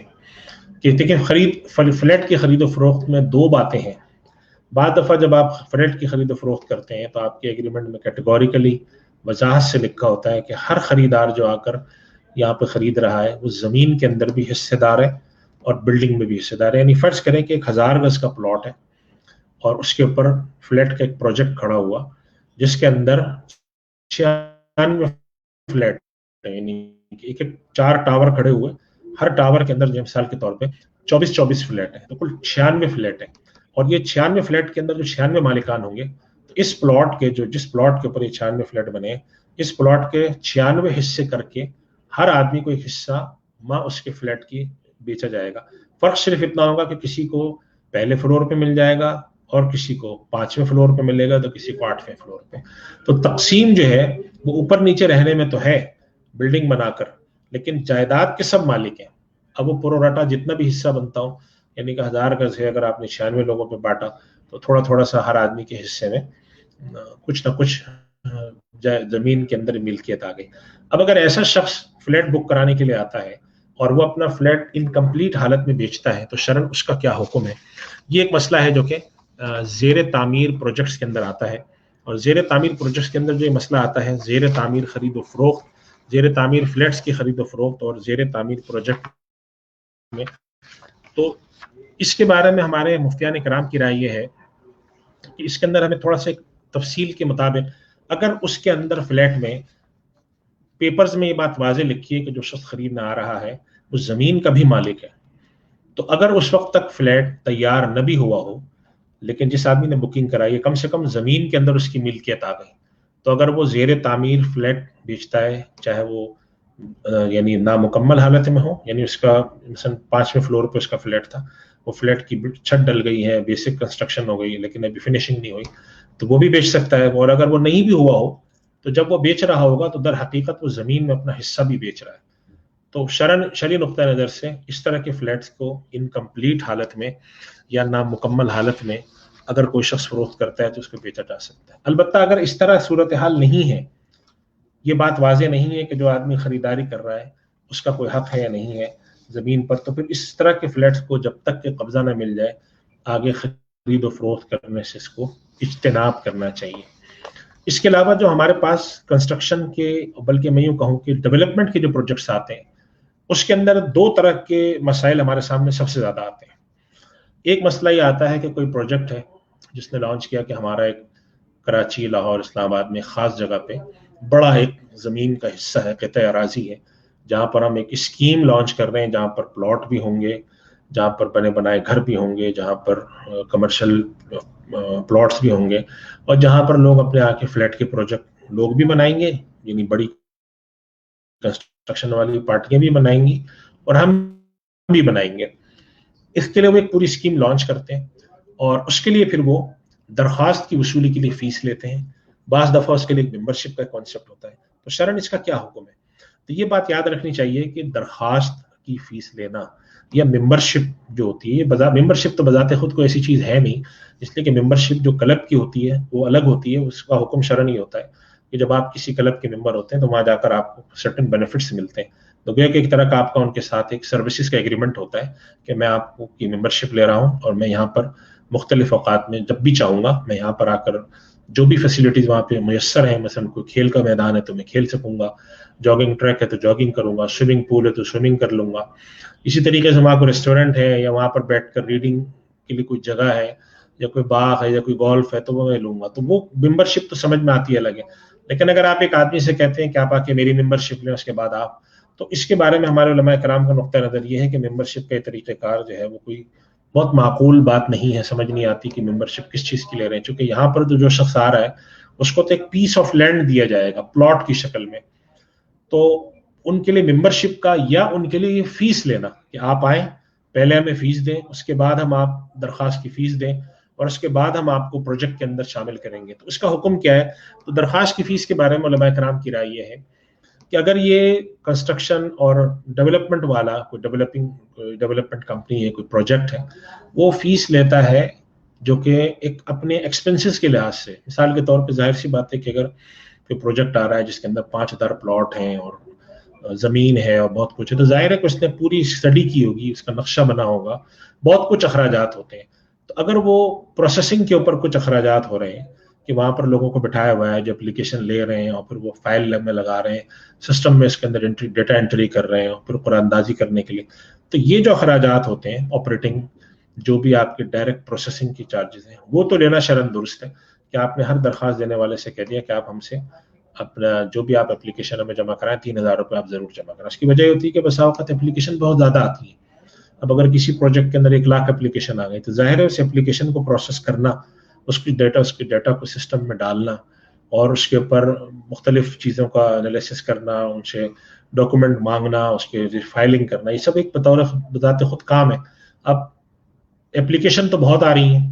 लेकिन जाहिर है कि सब के सब कामयाब नहीं होंगे उसमें, तो उस एप्लीकेशन की जो प्रोसेसिंग है वो लेना शरन तो दुरुस्त है। अलबत्ता ऐसे चार्जेस लेना जो कि प्रोसेसिंग में नहीं आते, प्रोसेसिंग से ऊपर है, तो वो चार्जेस लेने के ऊपर उलमा कराम का इत्मीनान नहीं है। वो ये समझते हैं कि ये दुरुस्त तरीका नहीं है कि हम एप्लीकेशन के नाम पर कई हज़ार रुपए की फीस रखकर, मसलन आपने एप्लीकेशन फीस रख दी 25,000 रुपये, तो अब एक एप्लीकेशन की फीस जो कि एप्लीकेशन ऑनलाइन जा रही है या कोई डेटा फॉर्म में जा रही है, वो 1000, 2000 या चले 3000 रुपये तक तो समझ में आती है, लेकिन 25,000 रुपये फीस जो होती है उसकी कोई जस्टिफिकेशन बज़ाहिर मुश्किल है। अगर वो जस्टिफाइड है, यानी फर्ज करें हम किसी ऑडिट फर्म से जाकर पूछते हैं कि इन्होंने 25,000 की प्रोसेसिंग फी जो रखी है ये जस्टिफाइड है, और वो अपने तजिया करने के बाद कहते हैं कि हाँ जस्टिफाइड है, उसकी वजह फलां है, उनका सिस्टम का मसला है या ये कि वो जिस जगह बैठे हैं वहाँ की कॉस्ट ज़्यादा है, वो भी उसकी भी शरअन इजाज़त हो सकती है। कोई ज़रूरी नहीं है कि 25,000 मना हो और 2000 लेना दुरुस्त हो। देखना ये है कि अगर कोई आदमी एप्लीकेशन मांग रहा है कि आप आएँ, हमसे प्लॉट खरीदें, हमसे फ्लैट खरीदें, लेकिन उसके लिए जो आप हमारे पास फॉर्म सबमिट करेंगे तो उसको डेवलप करने में, उसके लिए जो लोग हमने बिठाए हुए हमारे अखराजात हैं, तो आपसे गुजारिश है कि वो अखराजात हमें अदा कर दें, ताकि गैर ज़रूरी तौर पर लोग आकर फॉर्म भर के हमें दिए जाएँ, हम पर एक बिला वजह वर्कलोड हो। तो इसकी इजाज़त है शरन, यानी तो इसकी इजाज़त हमारे उलमा कराम देते हैं कि इस हद तक तो समझ में आता है, लिहाजा अगर वो अपने एक्सपेंसेस को कवर करने के लिए दरख्वास्त ले रहे हैं तो शरन इसकी इजाज़त है। लेकिन इसके अलावा दरख्वास्त को इतनी बड़ी अमाउंट लेना वो शरई नुक्ता नज़र से दुरुस्त रवैया मालूम नहीं होता। ये जो बिल्डर और जो प्रोजेक्ट हमारे लॉन्च होते हैं, चाहे वो कंस्ट्रक्शन के प्रोजेक्ट हों चाहे डेवलपमेंट के, इसके अंदर 2 मसाइल हैं जो अवामी सतह पे यानी जो खरीदार हैं उनकी तरफ से आते हैं और बड़े पेचीदा मसाइल हैं। पहला मसला है कि हमारे लोग जाकर फाइल खरीदते हैं, एप्लीकेशन दी और उसके अंदर उनका नाम आ गया, उसके बाद उनके पास एक फाइल आ गई, वो फाइलें बाजार में जाके बेच रहे होते हैं। एक तो ये सूरत हाल है, उस फाइल के अंदर तो फिर भी समझ में आता है कि कोई प्रॉपर्टी है। कुछ सूरतें ऐसी होती हैं, भी मेरे पास कुछ सवाल भी आया था ऐसा, कि वहाँ वो कोई फाइल नहीं होती, वो बल्कि एक तरह का उनको डिस्काउंट कूपन मिलता है या कोई एडजस्टमेंट मिलती है या कोई राइट मिलता है, वो बसा औकात बाजार में जाके बिक रहा होता है। تو ایسی صورت میں شرن فائلوں کا بیچنا یا اس قسم کی جو ایڈجسٹمنٹ یا کوئی ٹوکن مل گیا ان کو، جیسے ایک پروجیکٹ ہے اس نے لانچ ہونے کے بعد یہ کہا کہ اگر آپ ہمارے ممبر ہیں، اگر آپ ہمارے کسی اور پروجیکٹ میں آ کر ہماری اسی پروجیکٹ میں کسی اور پروجیکٹ میں آپ کوئی اور چیز خریدتے ہیں تو ہم آپ کو اس کے اوپر 20% کا ڈسکاؤنٹ دیں گے، اور یہ اس کا کوپون ہے۔ اب وہ کوپون جو ہوتا ہے وہ آدمی اگر خود ایکسرسائز کر لے جا کر کہ مثلا وہ پروجیکٹ اے میں بیٹھا ہوا ہے، پروجیکٹ بی میں کوئی نیا پروجیکٹ لانچ ہوا، پروجیکٹ بی میں اس نے جا کر وہاں پر خریداری کی، اور خریداری کے لیے فرض کریں کہ پراپرٹی کی قیمت طے ہوئی تھی 50 لاکھ، اس نے جا کے وہاں ٹوکن اپنا پریزنٹ کر دیا کہ میں پروجیکٹ بی کے اندر رہتا ہوں اور اس کا میں ممبر ہوں، تو مجھے کمپنی نے یہ آفر کیا تھا کہ اگر آپ ہمارے پروجیکٹ بی میں آ کر خریداری کریں گے تو آپ کو 20% ڈسکاؤنٹ ملے گا، تو یہ 50 لاکھ کی جو چیز ہے یہ مجھے 40 لاکھ کی ملنی چاہیے، کوپون لے لیں، تو وہ کمپنی اس کو پھر ڈسکاؤنٹ دے دیتی ہے۔ تو بسا اوقات یہ ہوتا ہے کہ لوگ آ کر یہ کوپون بیچتے ہیں، خود تو ظاہر ہے کہ ایک آدمی پروجیکٹ اے میں بیٹھا ہے تو فرض کرنا اس کے پاس پیسے نہیں ہے پروجیکٹ بی میں جا کر خریداری کرنے کے، اس کو لیکن کوپون مل گیا ہے، تو اب وہ کوپون کیا کریں؟ یہ بالکل جا کر بازار میں خرید و فروخت کرنے کے لیے ان کے پاس آفر آتی ہے، جیسے ہمارے پاس اسٹاک مارکیٹ میں رائٹ شیئر کی جو چیزیں بک رہی ہوتی ہیں، تو شرعاً اس کی خرید و فروخت بھی کرتے ہیں۔ اور بھی اس کے علاوہ کئی صورتیں، ایک دو باتیں میں نے آپ کے سامنے عرض کی۔ تو دیکھیں فائل بیچنے کے بارے میں دو باتیں یاد رکھیں۔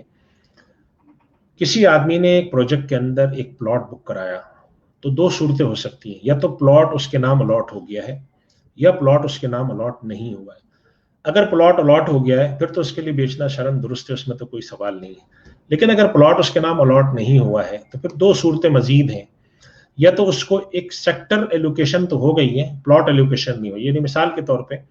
ایک آدمی نے جا کے ایک ڈیولپمنٹ اسکیم کے اندر ایک اپنا مثال کے طور پہ 200 گز کا پلاٹ بک کرایا، ان کے پاس ایک لیٹر آ گیا کہ یہ جو ڈیولپمنٹ اسکیم ہے اس کے بلاک نمبر 3 کے اندر ہم آپ کو 200 گز کا پلاٹ دیں گے، تو کم سے کم یہ طے ہو گیا کہ اس اسکیم کے بلاک نمبر 2 کے اندر ان کو جو ہے وہ ایک پلاٹ ملے گا۔ اب وہ پلاٹ بلاک نمبر 2 میں کون سا ہوگا ابھی یہ طے نہیں ہے، یہ ان کا کچھ دنوں بعد طے ہوگا، جیسے ہم کہتے ہیں کہ ایلوکیشن کی جائے گی ان کے نام سے پرسنل کے بلاک نمبر 2 کے اندر 304 نمبر پلاٹ آپ کا ہے۔ تو اگر ایسا نہیں بھی ہے لیکن بلاک اس کو الاٹ ہو گیا ہے تو اس کا مطلب ہے کہ ایٹ لیسٹ اس کو یہ پتہ چل گیا کہ میرا پلاٹ کس جگہ پہ ہے۔ تو ہمارے فقہاء کرام کی معذرات کی رائے یہ ہے کہ یہ طریقہ کار بھی، اگر یہ شخص یہ فائل بیچ رہا ہوتا ہے تو یہ فائل ہم یہ نہیں کہہ سکتے کہ اس فائل کے پیچھے کچھ نہیں ہے، اس فائل کے پیچھے کم سے کم ایک پیس آف لینڈ ضرور ہے جو کہ ایک بڑے پیس آف لینڈ کے اندر ایک ہے، یعنی کہ بلاک نمبر 2 کے اندر ایک پلاٹ ہے جو کہ 200 گز کا ہے، وہ اس کو ملے گا۔ اب وہ کون سا پلاٹ ہے وہ چونکہ ابھی معلوم نہیں ہے تو یہ ابھی ان آئیڈینٹیفائڈ ہے، لیکن یہ اس کی ملکیت میں ہے، وہ جس کے لیے فقہ کی اصطلاح استعمال ہوتی ہے کہ مشاع ہے، یہ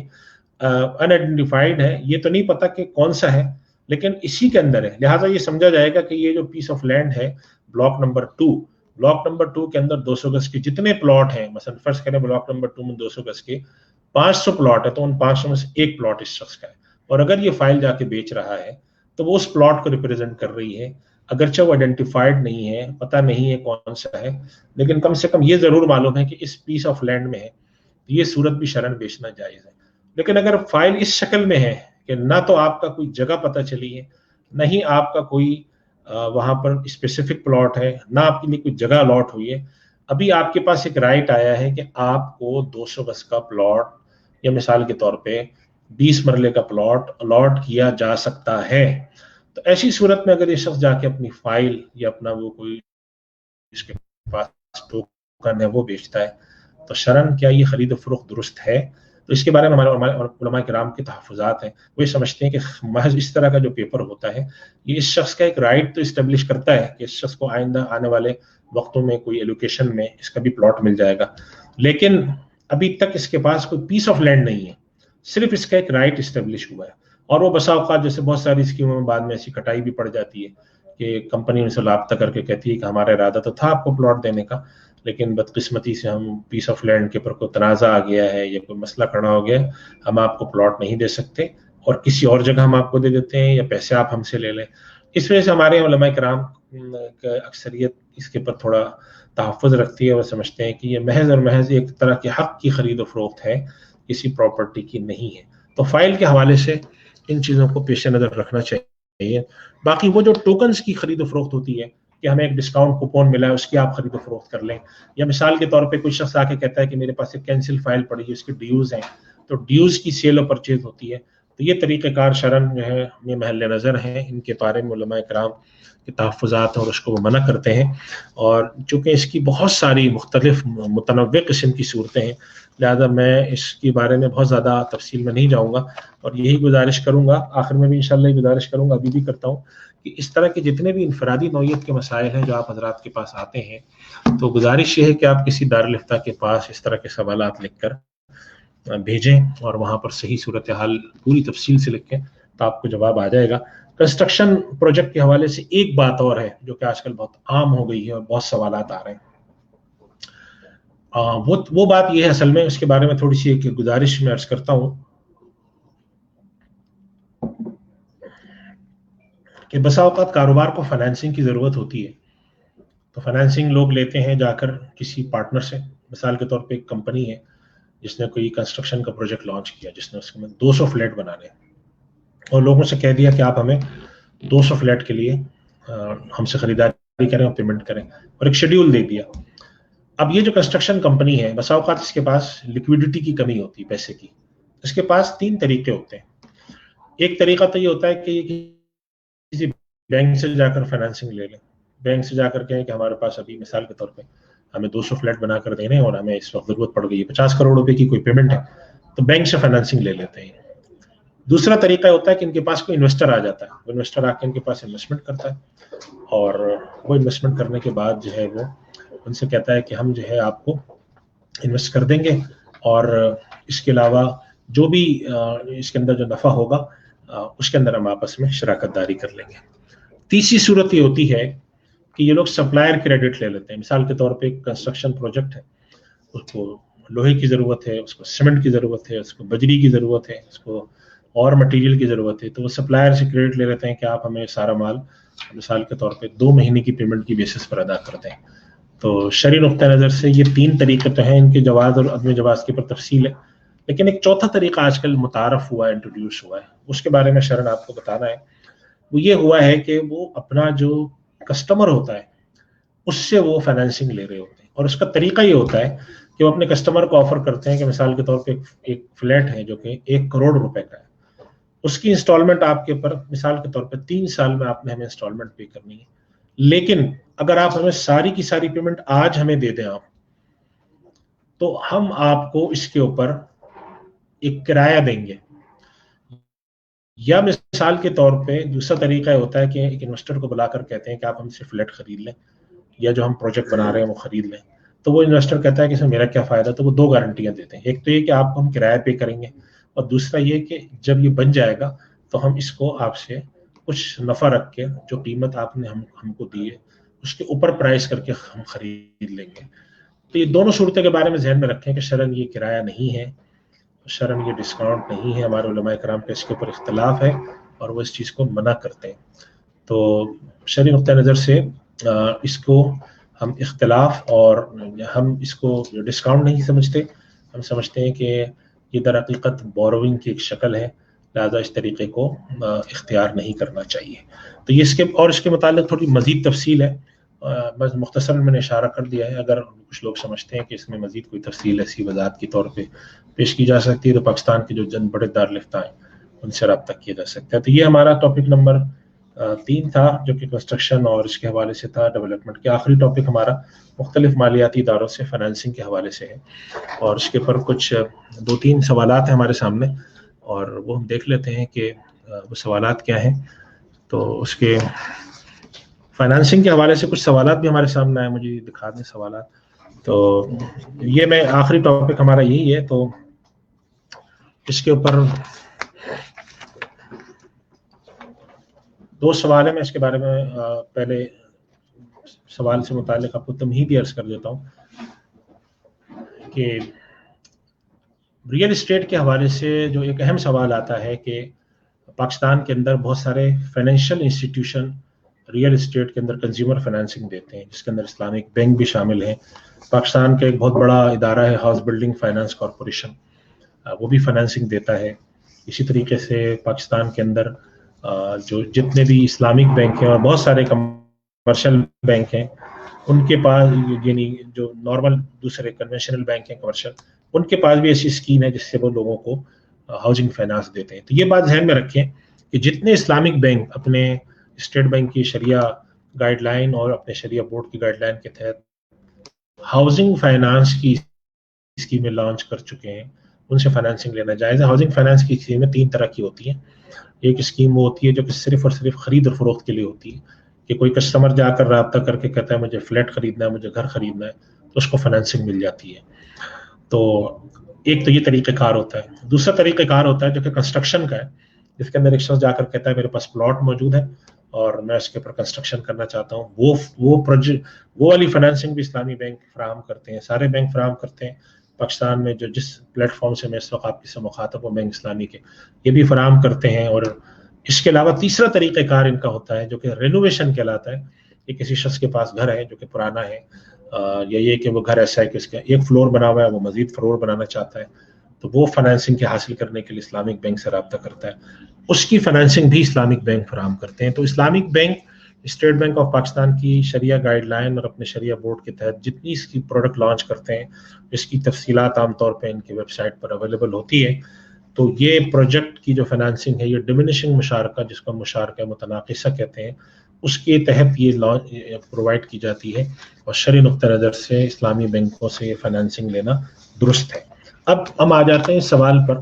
یہ حکومت پاکستان نے ایک نئی فائنانسنگ اسکیم لانچ کی، میرا پاکستان میرا گھر. یہ آپ کو پیچھے جو ایک وہ بھی نظر آ رہا ہوگا یہاں پر، مارکیٹنگ کے والوں نے جو اس طرح کی اسکیموں کے حوالے سے پاکستان کے اسٹیٹ بینک کی گائیڈ لائن کے تحت سارے اسلامک بینکوں نے اسکیم لانچ کی ہے. اس کے تحت حکومت پاکستان نے ایک اسکیم لانچ کی ہے کہ جس میں کہتے ہیں لو کاسٹ ہاؤسنگ فائنانس، کہ کم قیمت اور نسبتاً چھوٹے گھر اس طرح سے فراہم کی جائیں کہ وہ لوگ جو زندگی بھر کرایہ دے رہے ہوتے ہیں اور گھر کی ملکیت ان کے پاس نہیں آ سکتی، تو کم سے کم وہ گھر کے مالک بن سکیں. اس کے لیے اسلامک بینکوں نے اپنے پاس جو اسکیم لانچ کی ہے، وہ سارے اسلامک بینکوں نے اسکیم لانچ کی ہے. اور وہ اسلامی نقطہ نظر سے جو میں نے 3 اسکیموں کے طریقے بتائے ڈیمینشنگ مشارکہ کے تحت، یہ انہی کے تحت ایک طریقے کے تحت ہے. اس کے تحت کوئی بھی شخص آتا ہے، وہ حکومت پاکستان کی طے کردہ شرائط کے تحت کچھ پیسے اپنے پاس سے جمع کراتا ہے، کچھ اسلامک بینک اس کو مشارکہ متناقصہ ڈیمینشنگ مشارکہ کے تحت پیسے دیتے ہیں، اور اس کا جو بھی طریقہ کار طے ہوتا ہے اس کے تحت اس سے کرایہ لیتے ہیں، اور اس کے اندر جتنا بھی عرصے کا ہے پروگرام وہ اس کے تحت فائنانسنگ ملتی ہے. تو شرعی نقطہ نظر سے یہ فائنانسنگ اسلامی ہے اور اس کا لینا درست ہے. ایک صاحب نے سوال پوچھا ہے جو کہ اسپیسیفک پاکستان کا جو ادارہ ہے ہاؤس بلڈنگ فائنانس کارپوریشن، تو ہاؤس بلڈنگ فائنانس کارپوریشن والوں نے کوئی ایک اسکیم لانچ کی ہے جو کہ شرعی نقطہ نظر سے ہے. میری معلومات کے مطابق وہ مزید اس طرح کا کام کر رہے ہیں، چونکہ بہت بڑا ادارہ ہے پاکستان کا، تو اس وجہ سے ان کو ظاہر وقت بھی لگے گا کہ وہ اپنے پورے سسٹم کو کنورٹ کریں. لیکن ان کی وہ اسکیم جو کہ اسلامی اصولوں پر ڈیولپ کی ہوئی ہے، اس سے بھی فائنانسنگ لینا شرعی نقطہ نظر سے درست ہے. تو یہ بات جو ہمارے جو 4 موضوعات تھے، ان میں سے جو ہمارا موضوع تھا کہ ہم اسلامک مالیاتی اداروں سے فائنانسنگ ہم لے سکتے ہیں یا نہیں لے سکتے، تو اس کے حوالے سے میں نے آپ کے سامنے گزارش کی کہ مالیاتی اداروں سے فائنانسنگ لینا شرعاً درست ہے، اس میں کوئی مضائقہ نہیں ہے، بشرطے کہ وہ اپنے اسلامی اسکیموں کے جو اسلامک بینک کے اسٹیٹ بینک آف پاکستان کی اسلامی جو گائیڈ لائن ہے اس کے تحت جو انہوں نے بات کی ہے اس کے تحت وہ فراہم کرتے ہوں.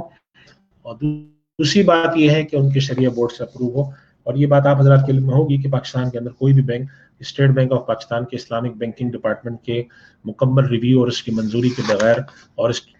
بینک کے شریعہ بورڈ کی مکمل منظوری اور تفصیل کے بغیر کوئی بھی اسلامی بینک اپنے پاس کوئی ایسی اسکیم نہیں لانچ کر سکتا جس کے تحت وہ ہاؤسنگ فائنانس پرووائڈ کرے. تو میں اپنی گفتگو کا خلاصہ آپ کے سوالات کے جوابات لینے سے پہلے میں عرض کر دیتا ہوں کہ 4 موضوعات ہم نے اپنے آج کے ویبینار میں منتخب کیے تھے. ایک یہ تھا کہ جس کے اندر ہم گھر کی خریداری اور جائیداد کی خریداری کے حوالے سے کچھ مسائل آپ کے سامنے رکھے، جس کے اندر لیز ہم جو ایگریمنٹ کرتے ہیں اس کا کیا حکم ہے، بیانہ دینے کا کیا حکم ہے، قیمت بڑھنے یا گھٹنے کی صورت میں خریدار یا بیچنے والے کے پیچھے ہٹنے کا کیا حکم ہے، وعدہ خلافی کا کیا حکم ہے، اس پر آپ کے سامنے تفصیل عرض کی. دوسرا یہ کہ اسٹیٹ ایجنٹ اور کمیشن ایجنسی کا جو اسٹرکچر ہے بروکریج کا، اس کے شرعی احکامات کیا ہیں، اس کی آپ کے سامنے تفصیل عرض کی کہ اس کا حق ہے، اگر ایک اسٹیٹ ایجنٹ انوالو ہوا ہے تو اس کا حق ہے وہ نہیں مارنا چاہیے. اس طرح اسٹیٹ ایجنٹس کو غلط بیانی کر کے کسی خریدار کو کچھ قیمت بتانا اور بیچنے والے کو کچھ قیمت بتا کے بیچ میں سے اپنا رکھ لینا، یہ بھی ناجائز ہے. اور اس طریقے سے بلا وجہ میں اپنی قیمت بڑھانے کے لیے جھوٹے خریدار لگانا یہ بھی شرعاً ناجائز ہے. اس کے حوالے سے تفصیلی احکام آپ کے سامنے رکھے.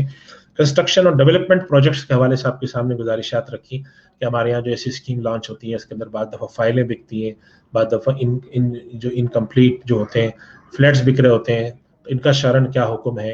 اور اسی طریقے سے ہمارے یہاں اس میں جو بعض دفعہ لوگ ٹوکن اٹھا کے بیچ رہے ہوتے ہیں, یا فائلیں یا جو بکنگ کرانے کے لیے جو ہم سے فی لی جاتی ہے اس کا کیا حکم ہے. اور آخری جو موضوع تھا کہ مالیاتی اداروں سے فنانسنگ لینے کے لیے شرعی احکامات کیا ہیں, وہ میں نے آپ حضرات کے سامنے رکھے کہ شرعاً جو اسلامک بینک, جتنے بھی اسلامی بینک ہیں, میں اسلامی بینکوں کی بات کر رہا ہوں صرف, جتنے اسلامک بینکوں نے ہاؤسنگ فائنانس کی جو اسکیمیں لانچ کر رکھی ہیں, چاہے وہ کوئی بھی اسلامی بینک ہو, مکمل اسلامی بینک ہو, پاکستان کے اندر 4-5 مکمل اسلامک بینک ہیں, اور باقی بڑے بینک ہیں جتنے بھی جنہوں نے اپنے اسلامک بینکوں کی ونڈوز اور اپنے جو اسلامی بینکنگ جو پارشلی شروع کی ہوئی ہے کنورژن کے پروسیس کے تحت, اور وہ اپنے اسلامک پروڈکٹ لانچ کرتے ہیں, تو ان سب سے اسلامک بینکوں کی فرق کے ان سارے اسلامی بینکوں سے ان کی ونڈوز سے فائنینسنگ لینے کی شرعاً اجازت ہے. تو یہ آج کا ہمارا سیمینار کا موضوع تھا, اور اس حوالے سے آپ حضرات کے سوالات میرے پاس آ رہے ہیں, تو میں سوالات کی طرف چلتا ہوں. ایک سوال میرے سامنے آیا ہے کہ کسی جگہ ان اتھرائز جگہ پر قائم دکان یا مکان کی خرید فروخت کرنا جائز ہے نہیں. تو یہ بات یاد رکھیں کہ قانوناً اگر کسی جگہ پر کسی چیز کے بنانے کی اجازت نہ ہو اور وہاں لوگ بنائیں, قبضہ کر کے بنائیں, یا وہاں پر کوئی دھوکہ دہی سے بنائیں, تو شرعاً وہ ملکیت آپ کے پاس حاصل نہیں ہوتی, قانوناً بھی حاصل نہیں ہوتی. اور ہمیں چاہیے ہم اپنے معاشرے میں ایسی چیزوں کے بارے میں 2 باتیں میں عرض کروں گا. ایک تو لوگوں کو خیال رکھنا چاہیے کہ وہ ایسی جگہوں پر جا کے اناتھرائز سرکاری جگہ ہیں, دوسروں کی جگہ ہے, عوامی چیزیں ہیں, اس پر جا کر قبضہ کر کے اپنے پلاٹنگ کر کے بیٹھ جائیں, تو شرعاً یہ ناجائز ہے. اس کے لیے ان کو بچنا چاہیے, اور یہ ایسی بات ہے کہ جس کے بتانے کی کوئی خاص ضرورت نہیں ہے ہر مسلمان کے علم میں. اور دوسری بات یہ میں حکومت کے حضرات سے عرض کروں گا کہ ہماری جو حکومت کی جو اتھارٹیز ہیں ان کو بھی چاہیے کہ وہ اس حوالے سے کچھ ایسی پالیسی اور ایسی چیزیں وضع کریں تاکہ لوگوں کو گھر مل سکیں اور لوگ پریشان جو ہوتے ہیں وہ اس معاملے میں نہ جا سکیں. یہ سوال آتا ہے کہ تو ایک صاحب نے سوال پوچھا ہے کہ میں اسٹیٹ ایجنٹ ہوں اور کوئی اچھا پلاٹ مل جاتا ہے تو انویسٹر کے ساتھ مل کر خرید لیتا ہوں, اور مقصد ہوتا ہے کہ کوئی بک جائے, یعنی کیپٹل گین آبجیکٹو ہوتا ہے, اس کا مقصد ہوتا ہے. زکوٰۃ اس پر آئے گی, تو یہ بات دھیان میں رکھیں, ہم نے زکوٰۃ کے حوالے سے بھی نہیں رکھا ہے, انشاءاللہ زکوٰۃ کے حوالے سے اگلا پروگرام رکھیں گے تو اس کے اندر بات کوشش کریں گے رمضان سے تھوڑا پہلے ہو جائے. زکوٰۃ کے حوالے سے یہ بات یاد رکھیں کہ کوئی بھی پلاٹ آپ نے اس نیت سے خریدا ہو کہ میں آگے بیچ کر نفع کماؤں گا, تو اس کے اوپر زکوٰۃ آئے گی. اور اس کا طریقہ یہ ہوگا کہ آپ کے پاس جو دیگر اثاثے ہیں جن پر زکوٰۃ آتی ہے, آپ کے پاس کیش ہے, آپ کی کوئی انویسٹمنٹ ہے, آپ کے پلاٹس ہیں جو خالصتاً صرف اور صرف بیچ کر نفع کمانے کے لیے رکھے گئے, اپنے گھر کا ہے اس پر زکوٰۃ نہیں ہے, تو ایسے پلاٹس کے اوپر زکوٰۃ آئے گی. آپ کی جو بھی کٹ آف ڈیٹ ہے, مثلا فرض کریں زکوٰۃ آپ سال میں رمضان کی 1 تاریخ کو دیتے ہیں, تو اس وقت آپ اس کی جو مارکیٹ ویلیو ہے اس پر زکوٰۃ دیں گے. کروڑ کا پلاٹ آپ نے خریدا, آج وہ 40 لاکھ کا ہے تو 40 لاکھ پہ زکوٰۃ ہوگی. کروڑ کا پلاٹ خریدا آپ نے, وہ آج وہ 10 کروڑ کا ہے تو 10 کروڑ پر زکوٰۃ ہوگی. فلیٹ کی فائل کی خرید و فروخت کا حکم کیا ہے, یہ میں نے اس میں عرض کر دیا کہ وہ فلیٹ کی فائل جو ہوتی ہے, اگر اس کے اندر آپ کا پراپرٹی کے اندر حصہ موجود ہے, جائیداد وہ جو جس پلاٹ کے پر وہ بن رہا ہے تو اس کی گنجائش ہے. اور یہ ایک سوال آیا ہے کہ اسٹیٹ ایجنٹ ہیں, بعض دفعہ پارٹی سے مکان خرید لیتے ہیں, بیانہ بھی دیتے ہیں, اور پھر اس کے بعد ایک اور پارٹی مل جاتی ہے اور اس سے ٹوکن پکڑ لیتا ہوں اور ادائیگی براہ راست پہلی پارٹی کو کرا دیتا ہوں. یعنی یہ کرتے ہیں کہ انہوں نے ایک پارٹی کے ساتھ سے مکان کا سودا کیا اور بیانہ بھی دے دیا. تو اس کے بارے میں نے عرض کیا تھا کہ اگر آپ نے ان کے ساتھ باقاعدہ طور پہ خرید و فروخت کا معاہدہ کر لیا ہے, جسے ایگریمنٹ ٹو سیل کہتے ہیں, تو آپ کی پھر خرید و فروخت منعقد ہو گئی, رجسٹرڈ اگرچہ نہیں ہے. اب اس کے بعد جا کے اگر آپ اس پہ خرید و فروخت آگے کرتے ہیں تو شرعی نقطہ نظر سے بے قبل القبض زمین میں چونکہ درست ہے, یعنی کہ پراپرٹی کا اگر آپ کے پاس پوزیشن نہ بھی ہو, اونرشپ آ گئی ہو, تو آپ بیچ سکتے ہیں, تو لہٰذا یہ صورت جائز ہے. البتہ اس کا ٹیسٹ کیا ہے, کیسے پتہ چلے کہ آپ اس کے مالک بن سکتے ہیں؟ تو یہ ہے کہ فرض کریں کہ اگر آپ کا آگے سودا نہیں ہوتا, یعنی آپ نے ایک پلاٹ خریدا یا آپ نے ایک گھر خریدا اور اس کی پیمنٹ آپ نے 3 مہینے میں کرنی ہے. فرض کر لیں کہ آپ نے جنوری کی 1 تاریخ کو خریدا, تو اگر فرض کریں کہ پورے 3 مہینے جنوری, فروری, مارچ میں کوئی آپ کو گاہک نہ ملے اور آپ بآسانی اس کی پیمنٹ اپنے پاس سے کر سکیں, تو اس کا مطلب یہ ہے کہ آپ حقیقی معنوں میں خریدار ہیں. اور اگر آپ کے پاس جیب میں کچھ نہیں ہے صرف ٹوکن کی بنیاد پر آپ یہ کام کرتے ہیں تو پھر اس کا مطلب ہے کہ آپ حقیقی خریدار نہیں ہیں، اور ٹوکن کے دوران آپ کوشش کرتے ہیں کہ پارٹی مل جائے تو بیچ دوں، نہ ملے تو ٹوکن چھوڑ دوں، تو یہ طریقہ کار شرعاً درست نہیں ہے اور یہ جائز نہیں ہے۔ اس کے علاوہ جو سوال آیا ہے کہ یہ جو ڈبل واپس کیا جاتا ہے، ڈیل کینسل ہونے پر بیانہ ڈبل واپس کرنا، یعنی کہ ایک شخص ہے جس نے پلاٹ بیچا، سیلر ہے، اور اس نے بیانہ لے لیا، اب کسی وجہ سے وہ پلاٹ نہیں بیچنا چاہتا تو خریدار کہتا ہے مجھے ڈبل بیانہ واپس کرو، تو کیا ایسا کرنا درست ہے؟ تو اس کا جواب یہ ہے کہ ایسا کرنا درست نہیں ہے۔ اگر اس نے کسی جائز وجہ سے یہ کام کیا ہے تو پھر آپ کو شرعاً اس جائز وجہ کا خیال رکھنا چاہیے۔ یعنی جائز وجہ سے مراد یہ نہیں ہے کہ اس کے خاندان میں لڑائی ہو گئی، اب اس کا ارادہ بدل گیا، مثلا لوگ کہتے ہیں کہ میں نے بیچنے کا ارادہ کیا تھا اب نیت نہیں، یہ کوئی جائز وجہ نہیں ہے۔ جائز وجہ یہ ہوتی ہے کہ اس کے اوپر کوئی وراثت کا مسئلہ کھڑا ہو گیا یا قانونی طور پر وہاں کوئی پیچیدگی کھڑی ہو گئی، وہ سیلر آ کے کہتا ہے کہ کم سے کم 6 مہینے تک تو میں مقدمے میں گھرا رہوں گا، اب میں آپ کو بیچ نہیں سکتا، تو آپ نے کہا میرا ڈبل ٹوکن واپس کرو، یہ درست نہیں ہے۔ ایک صورت یہ ہے کہ سیلر نے یہ سوچا کہ اس آدمی کو جو میں نے فلیٹ بیچا ہے، مثلا فرض کریں کہ 1 کروڑ کا بیچا ہے اور اب اس کی قیمت بڑھ گئی ہے، مجھے کہیں اور سے 1 کروڑ 20 لاکھ مل جائیں گے، تو اس آدمی نے فرض کریں کہ خریدار نے ٹوکن دیا ہوا تھا 3 لاکھ، اس نے خریدار کو 6 لاکھ واپس کیے، اور اب جب یہ بیچے گا 1 کروڑ 20 لاکھ کا تو اس کو تقریباً 14 لاکھ کا نفع ہوگا، تو کیا یہ صورت درست ہے؟ تو اس کا جواب ہے کہ اس سیلر کے لیے ایسا کرنا شرعاً درست نہیں ہے، اور بائر کو چاہیے کہ وہ کوشش ہی کرے کہ کورٹ آف لاء میں جا کے اس ٹرانزیکشن کو ایگزیکیوٹ کرائے، بجائے اس کے کہ وہ اس کے اوپر ڈبل ٹوکن واپس کر کے اپنے پاس وہ جو ہے وہ نفع رکھنے کی کوشش کرے۔ اس کے علاوہ کچھ سوال ہے، وہ مختلف سوال آ رہے ہیں کہ ہاؤس بلڈنگ فائنانس کے حوالے سے ایک سوال آیا، اس پر جواب میں عرض کر چکا ہوں کہ ان کی بعض اسکیمیں ایسی ہیں کہ جس کے پر یہ چیز سے ہے، اور اس کے علاوہ جو ہمارے پاس سوال آ رہے ہیں وہ کوئی اتنے زیادہ نہیں ہے، زیادہ تر سوالات کے جو جوابات ہیں وہ دے چکا ہوں میں، تو اس وجہ سے ایک سوال اور بھی کسی صاحب نے یہ لکھا ہے، انہوں نے کہ ایک اسکیم کا نام لے کر پوچھا ہے کہ وہ تو خیر ہمارے سے تعلق نہیں رکھتا کہ لون مل جائے گا یا نہیں، تو بس میں اپنی گفتگو یہاں پر ختم کرتا ہوں اور خلاصہ کلام میں عرض کر دیتا ہوں کہ آپ کے سامنے یہ جو 4 موضوعات پر گفتگو ہوئی ہے، جس کے اندر آپ کو ہم نے گھر کی خرید و فروخت ہے، کمیشن ایجنسی ہے، کنسٹرکشن ہے، اور مالیاتی اداروں سے فائنانسنگ ہے، اس کے اوپر تقریباً جتنے بھی سوالات ہمارے یہاں پیدا ہوتے ہیں اس کا تقریباً آلموسٹ آپ کے سامنے جواب آ چکا ہے۔ باقی جو انفرادی طور پہ لوگ سوال پوچھ رہے ہیں کہ کس اسکیم میں اسلامک بینک فائنانسنگ کر سکتا ہے نہیں کر سکتا، تو یہ پھر بینک کے چونکہ شرعی مسئلہ نہیں ہے، یہ بینک کی فائنانسنگ کا کاروباری مسئلہ ہے، یہ بینک کے جو کال سینٹر ہوتے ہیں وہاں فون کر سکتے ہیں آپ، ہر بینک نے اپنا کال سینٹر بنایا ہے، آپ وہاں رابطہ کر کے معلومات کر سکتے ہیں کہ کیا اسلامک بینک اس اسکیم میں پروجیکٹ میں فائنانسنگ دے رہا ہے یا نہیں دے رہا۔ اور اسی طریقے سے اگر کسی کے اسپیسیفک کویشچن ہے کہ کسی اسٹیٹ ایجنسی کے ساتھ کچھ اس نے کیا تھا اور جو ہے وہ نہیں ہو سکا، تو وہ سوال اپنا جو ہے وہ یا تو کسی بہتر شکل لے کے اس کو تحریری شکل میں کسی دارالفتہ بھیج دیں، اور اگر فرض کریں آپ ہمارے بینک میں بھیجتے ہیں تو بینک والے آپ کو تھوڑی رہنمائی کر سکتے ہیں کہ آپ اس کو کہاں بھیج سکتے ہیں۔ اور کنسٹرکشن اور ڈیولپمنٹ کے حوالے سے بھی آپ کے سامنے سوالات جوابات آ گئے ہیں، اصولی باتیں آ گئی ہیں، تو ان کلمات پر میں اپنی گفتگو ختم کرتا ہوں، اور اللہ تعالیٰ سے دعا ہے کہ جو باتیں اللہ کی رضا کے مطابق کہی گئی ہیں اللہ اس کو قبول فرمائے، اور جن باتوں میں اللہ کی رضا شامل نہیں تھی اور وہ اللہ کی رضا کے خلاف ہیں، اللہ تعالیٰ مجھے اس بات پر معاف فرمائے، اور جو کچھ بھی کہا گیا ہے اس پر عمل کرنے کی توفیق عطا فرمائے۔ وآخر دعوانا الحمد للہ رب العالمین۔